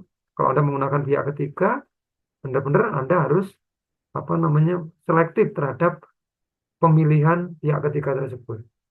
Karena memang banyak kasus ya. Sekarang itu kan banyak jasa namanya jasa survei, kemudian istilahnya jasa kuesioner, sangat banyak sekali. Kadang-kadang ini tidak dilakukan secara beneran, ya, hanya acak dan sebagainya. Ya inilah biasanya yang menyebabkan terjadinya kesalahan untuk evaluasi. Karena penelitiannya sudah salah, maka evaluasinya juga akan salah. Seperti itu. Nah, berikutnya adalah penentuan ini. Nah, berikutnya tentunya adalah penentuan. Nah, setelah dievaluasi, nah ini dapat ditentukan apakah ide bisnis tersebut layak untuk dijalankan atau tidak. Maksudnya ya kalau tidak itu ya nggak jadi dijalankan bisnisnya tersebut. Nah, artinya kalau dari hasil evaluasinya tidak mendapatkan hasil yang positif, ya tentunya nanti akan dibatalkan bisnis tersebut atau tidak dilanjutkan. Tapi sebaliknya manakala dari hasil evaluasi ternyata ini layak dan sebagainya, ya di sini mulai ditentukan berarti bisnis tersebut bisa dijalankan. Nah, contohnya tadi kalau terkait dengan kafe kopi begitu ya, dijalankan karena memang sudah ditemukan potensi pasarnya bagus, keunggulannya ini kopinya nanti tidak dimiliki oleh pesaing yang lainnya, kemudian hambatannya bisa teratasi dengan baik, ya tentunya di sini nanti akan ditentukan begitu. Jadi tahapannya tadi dari awal, sekali lagi ada ide, nah, setelah ide diteliti, kemudian habis diteliti dievaluasi. Setelah dievaluasi, ya kemudian tentunya ada penentuannya, ditentukan ini layak enggak bisnis ini dijalankan. Jadi seperti itu. Nah, setelah ditentukan, seperti tadi yang sudah saya sampaikan di awal, ya tentunya ada yang namanya perencanaan untuk pelaksanaannya. Nah ini, perencanaan untuk pelaksanaan. Kalau bisnis sudah dinyatakan, oh ini bisnisnya layak. Oke, lanjut. Ya, artinya sudah bisa dilaksanakan, tapi direncanakan terlebih dahulu. Nah, karena segala sesuatu kalau tidak direncanakan, biasanya hasilnya kurang maksimal. Ya, apa yang harus direncanakan? Tadi seperti yang saya sampaikan di sebelumnya, yaitu aspek-aspeknya. Aspek-aspeknya ya harus diperhatikan. Tadi misalnya dari lokasi, kemudian nanti bagaimana dengan peralatannya, sumber daya atau SDM-nya bagaimana, strategi pemasarannya seperti apa. Ya ini tentunya harus diperhatikan. Tadi dari aspek ekonomi, aspek hukum, kemudian apa tadi, aspek budaya, aspek keuangan, aspek manajemen, ya tentunya harus diperhatikan. Nah, kalau itu sudah diperhatikan, ya direncanakan dengan matang, perizinannya sudah, kemudian apa namanya, eh, legalitasnya sudah dan sebagainya, ya tentunya apa perencanaan itu bisa dijalankan. Nah, ini contohnya di sini.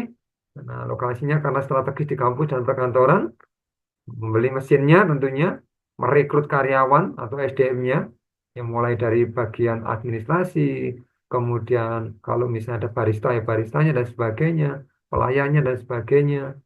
Misalnya karena ini targetnya adalah mahasiswa, tentunya mahasiswa yang suka bermedia sosial, ya tentunya melakukan strategi pemasaran dengan menggunakan media sosial tentunya. Nah, kemudian bisa memberikan promo-promo, ya, dengan cara misalnya memberikan diskon bagi pelanggan sebanyak 100 pembeli pertama, misalnya seperti itu. Nah, ini termasuk di dalam rencananya. Jadi perencanaannya benar-benar harus prepare dengan baik begitu ya. Rencana harus dijalankan dengan baik.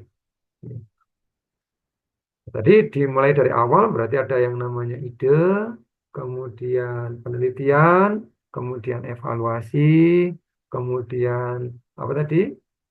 Pelaksanaannya ya, sebelum penentuan, kemudian rencana pelaksanaan, kemudian tahap berikutnya eksekusi. Nah, eksekusi itu berarti pelaksanaannya. Dari awal idenya sudah bagus, kemudian penelitiannya ketemu oke, kemudian evaluasinya oke, kemudian penentuan bisa berjalannya nanti rencananya direncanakan dengan matang. Yang terakhir adalah eksekusi. Ya, tentunya eksekusi itu yang melaksanakan dari ide bisnis yang sudah ada tersebut. Nah, akan tetapi ketika pelaksanaan di kemudian hari juga perlu yang namanya evaluasi lagi. Evaluasi ini sifatnya berkala. Berkala itu ya artinya mungkin bisa dilaksanakan evaluasi periodik, gitu ya. Misalnya tiap 1 bulan, atau mungkin 3 bulan sekali, atau 4 bulan sekali, dan seterusnya. Ya, ini tujuannya apa? Ya tujuannya semua aspek yang dijalankan ini bisa terlaksana dengan baik. Contoh kalau di sini dicontohkan misalnya evaluasinya terhadap apa ini? Memantau jumlah pelanggannya, bagaimana nih jumlah pelanggannya? Apakah pelanggannya sedikit atau ternyata tambah banyak?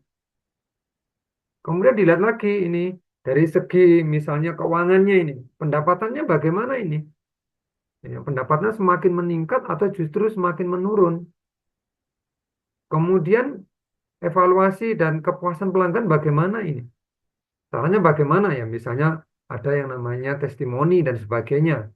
Nah, era sekarang itu kalau di sosial media itu kan pengguna bisa memberikan testimoni gitu ya terhadap bisnis yang dijalankan. Kemudian strategi pemasarannya ini sudah tercapai nggak targetnya? Oh, misalnya ternyata kalau misalnya menggunakan media sosial kurang. Oh, misal kemudian menggunakan media-media yang lainnya. Misalnya promosi-promosi di kampus dan sebagainya, atau promosi dari mulut ke mulut dan sebagainya. Ya, itu tentu akan dijadikan sebagai bahan evaluasi di dalam pelaksanaannya. Nah, biasanya kalau usaha ini sudah dijalankan, memang maintenance berikutnya inilah yang perlu diperhatikan. Ya, ibaratnya kalau pengusaha itu susah-susah gampang begitu ya. Nah, itu adalah tahapan-tahapan yang bisa dilakukan di dalam studi kelayakan bisnis. Ada pertanyaan dulu?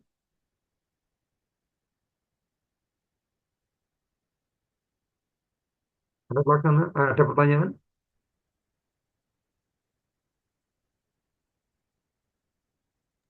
Oke, Belum, kalau Pak. tidak, gimana? Siapa tadi? Belum ada, Bapak. Kalau belum ada, saya yang tanya ya. Oke, kita diskusi lagi. Ini perhatikan. Dari enam tahapan ini, menurut Anda, tahapan yang paling krusial itu di mana? Dari 6 tahapan, tadi kan tahapannya seperti ini. Dari tahapan ini tadi, tahapan yang menurut Anda paling krusial itu berarti paling menentukan, ya paling perlu diperhatikan begitu. Itu kira-kira tahapan yang mana?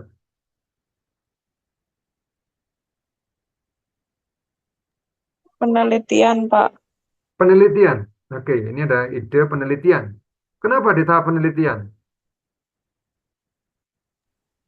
Karena kita harusnya meneliti kayak eh,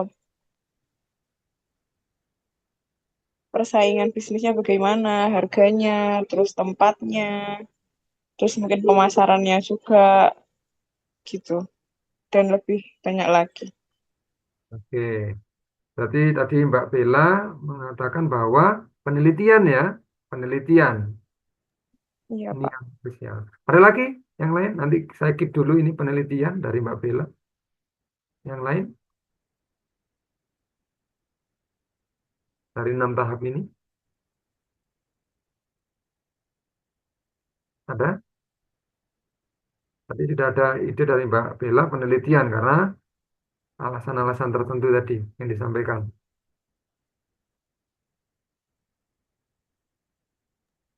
Mungkin penentuan, Pak. Penentuan baik dari Mbak apa, Ana ya. Iya, Mbak Ana Pak. penentuan. Oke. Kenapa Mbak Ana penentuan? Kenapa kok penentuan? Karena dalam menentukan kita juga harus berani untuk ambil resikonya nanti. Jadi harus apa ya, penentuan ke depannya itu benar-benar ditentukan saat itu gitu, Pak. Berani mengambil risiko gitu ya. Iya. Oke, ini penentuan berani mengambil risiko berarti ya. Oke, berani mengambil risiko. Dari Mbak Bella penelitiannya, kemudian penentuannya. Ada lagi yang punya gagasan, ide, alasan, dan sebagainya?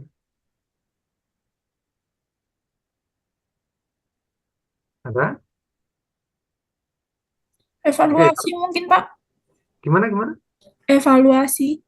Evaluasi ini Mbak siapa ini Mbak? Tessa ya, Mbak Tessa. Mbak siapa ini? Iya, Bapak. Evaluasi. Kenapa evaluasi?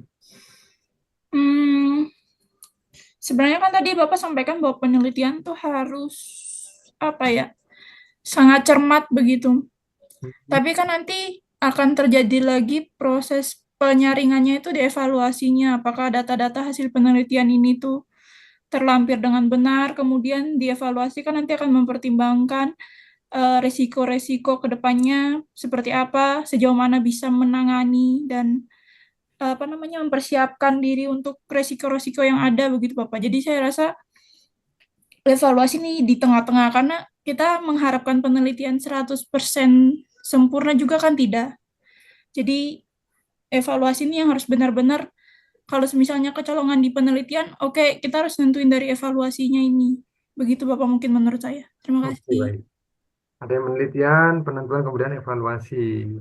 Alasannya dievaluasi seperti yang disampaikan tadi.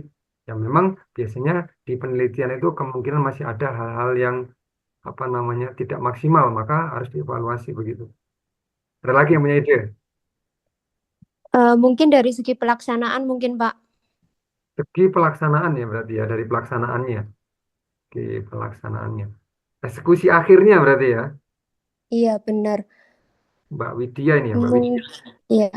Mbak Mungkin Widya, tanpa penentuan pelaksanaan dari mungkin evaluasi atau ide, tanpa eksekusi yang baik, mungkin ide rencana hanya akan menjadi konsep saja sih Pak. oke luar biasa. Ya, semuanya pasti punya alasan tersendiri ya. Ada yang tadi penelitiannya, kemudian penentuannya, kemudian evaluasi pelaksanaannya. Nah, sebenarnya seperti yang saya sampaikan di awal, memang keenam tahapan ini semuanya memang saling berkaitan, ya, saling berkaitan. Nah, kalau memang sudah ketemu ide, ya, misal kalau sudah ketemu ide, ya, itu biasanya langsung dilakukan penelitian kan begitu. Tapi kalau belum ketemu ide, untuk mendapatkan ide itu juga susah begitu ya. Artinya tidak semata-mata harus begini begitu dan sebagainya. Nah, tapi di menurut Mbak Ana tadi, menurut Mbak Bella tadi adalah penelitian.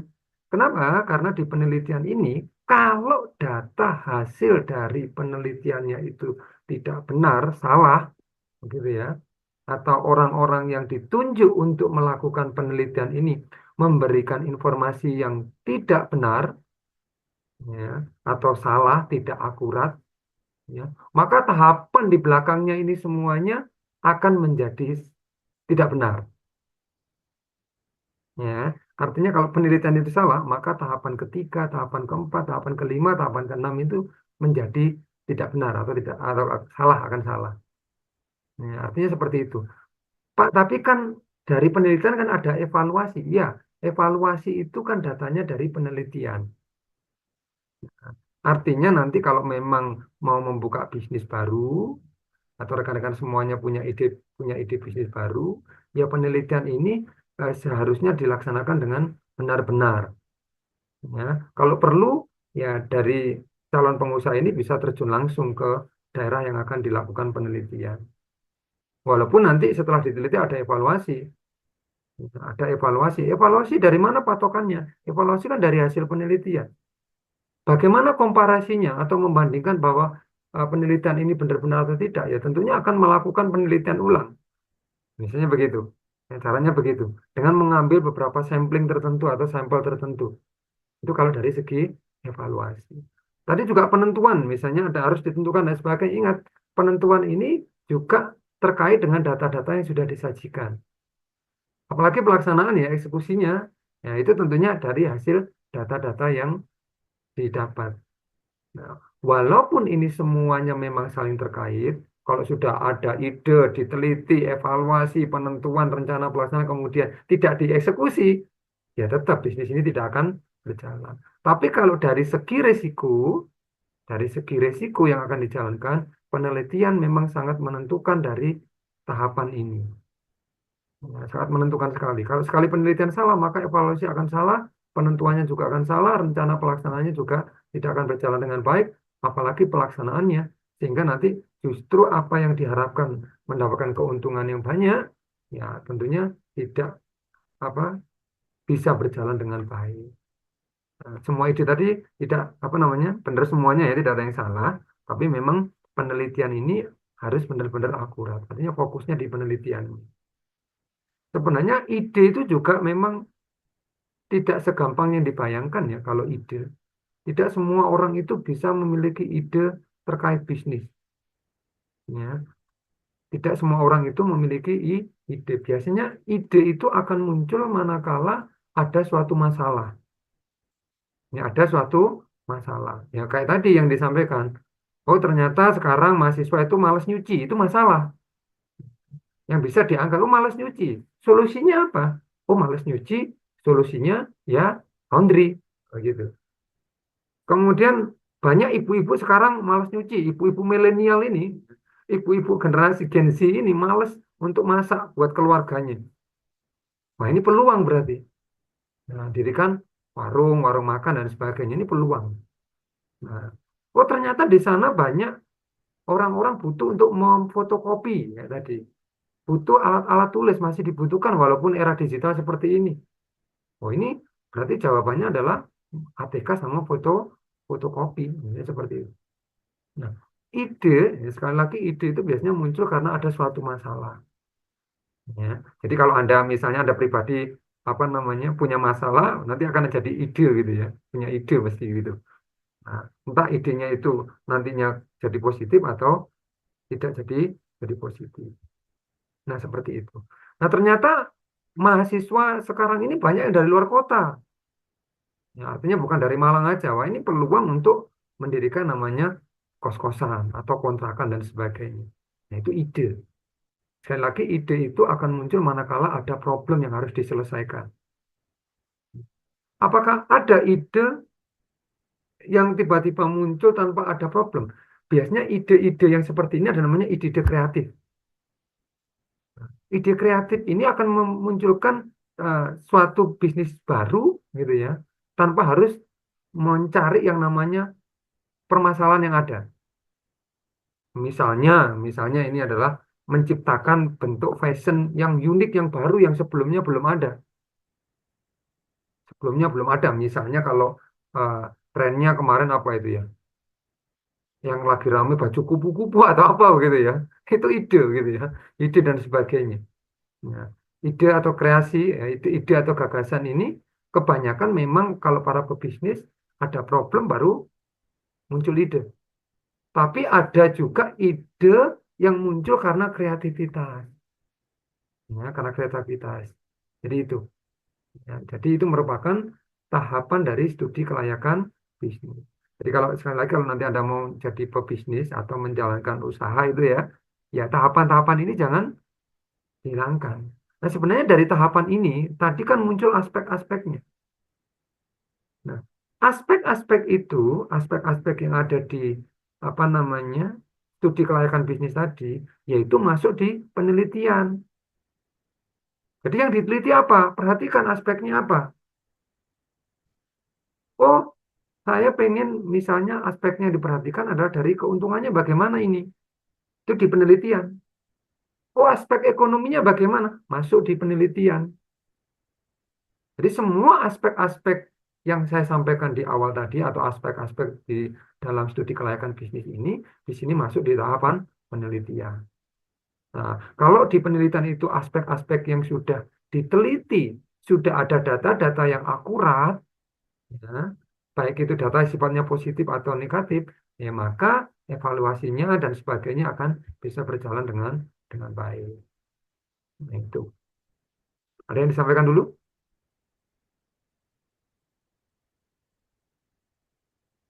Nah, nanti diharapkan kalau Anda sudah belajar tentang apa namanya studi kelayakan bisnis ini, Anda bisa tiba-tiba punya ide baru, gagasan baru. Nah, mendirikan sebuah usaha apa misalnya. Sekali lagi biasanya yang paling sering dijadikan ide itu kalau mau bisnis itu adalah ide untuk mengatasi suatu masalah.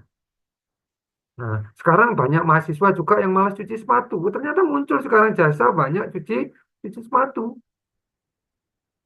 Nah, ternyata sekarang itu banyak anak-anak atau mahasiswa misalnya atau orang-orang itu lebih suka barang-barang branded meskipun itu barang bekas gitu. Maka muncul bisnis yang namanya thrift gitu ya. Baik sepatu, fashion baju dan sebagainya. Tiba-tiba muncul banyak. Nah, itu karena memang mengikuti misalnya adalah budaya kan begitu ya dari aspek budaya tadi. Oh, ternyata budayanya mahasiswa sekarang atau orang-orang sekarang itu mementingkan brandnya. Yang nggak baru nggak masalah, tapi ini branded. Maka muncul ide baru tadi, ide bisnisnya berupa thrift begitu ya. Ya kaos bekas, kemudian baju bekas, sepatu bekas dan sebagainya. Tentunya sepatu-sepatu yang bermerek atau branded begitu. Ada yang mau disampaikan?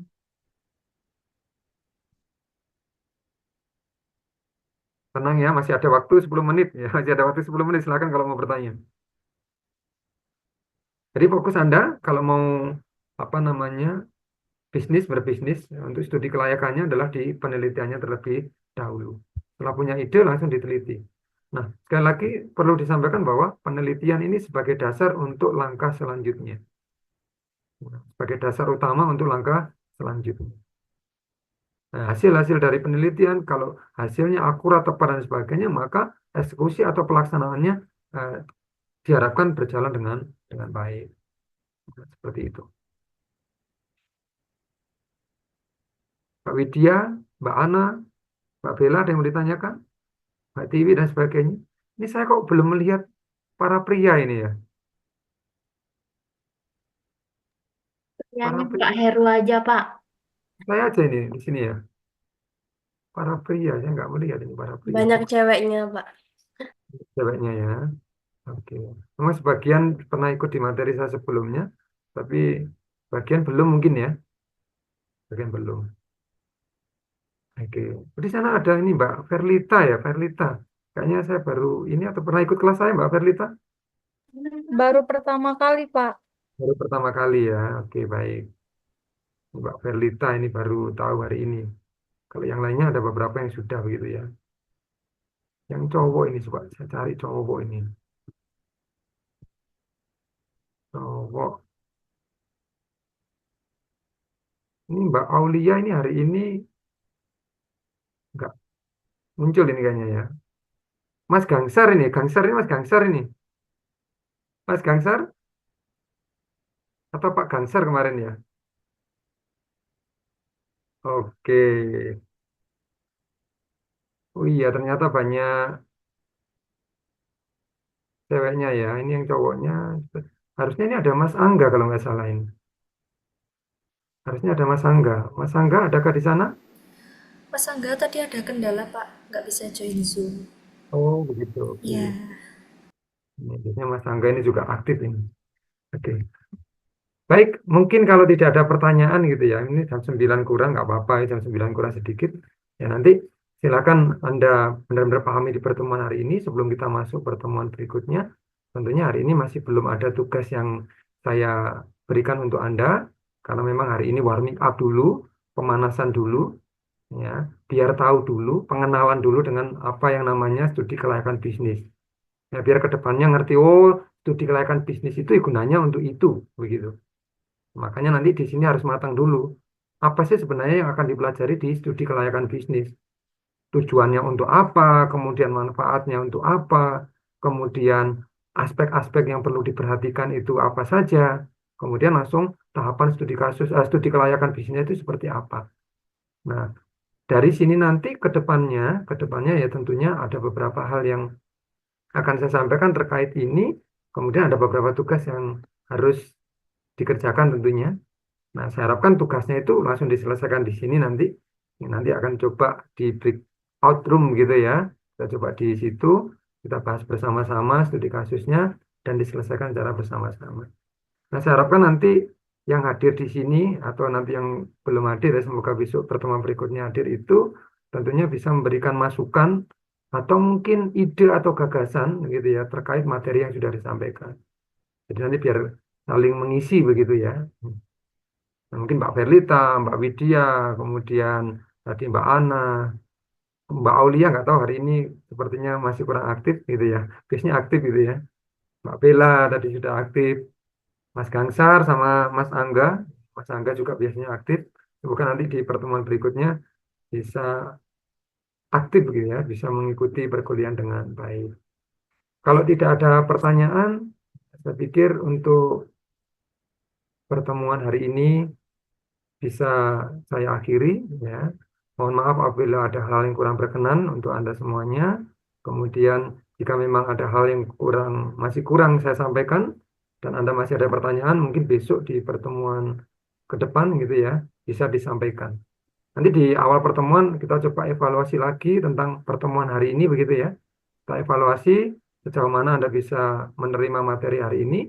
Kemudian kalau ada pertanyaan, mungkin Anda punya ide, gagasan atau pertanyaan terkait pertemuan hari ini, bisa disampaikan di pertemuan berikutnya sebelum saya mulai materi berikutnya. Begitu ya. Terima kasih.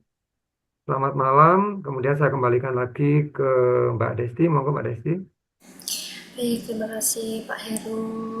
Terima kasih Pak Heru untuk materi perkuliahan hari ini. Sangat seru sekali ya Pak antusiasnya teman-teman semuanya. Semoga antusias dan semangatnya Bapak Ibu bisa bertambah pada pertemuan berikutnya. Terima kasih Pak Heri untuk pertemuan hari ini. Kita semua sudah diberikan materi mengenai tujuan, manfaat, aspek, dan tahapan mengenai studi kelayakan bisnis. Semoga materi hari ini bermanfaat ke depannya. Baik Bapak Ibu, jangan lupa mengisi review perkuliahan malam hari ini. Dan untuk malam hari ini saya akhiri. Selamat malam, selamat beristirahat, dan selamat bertemu di minggu depan. Wassalamualaikum warahmatullahi wabarakatuh.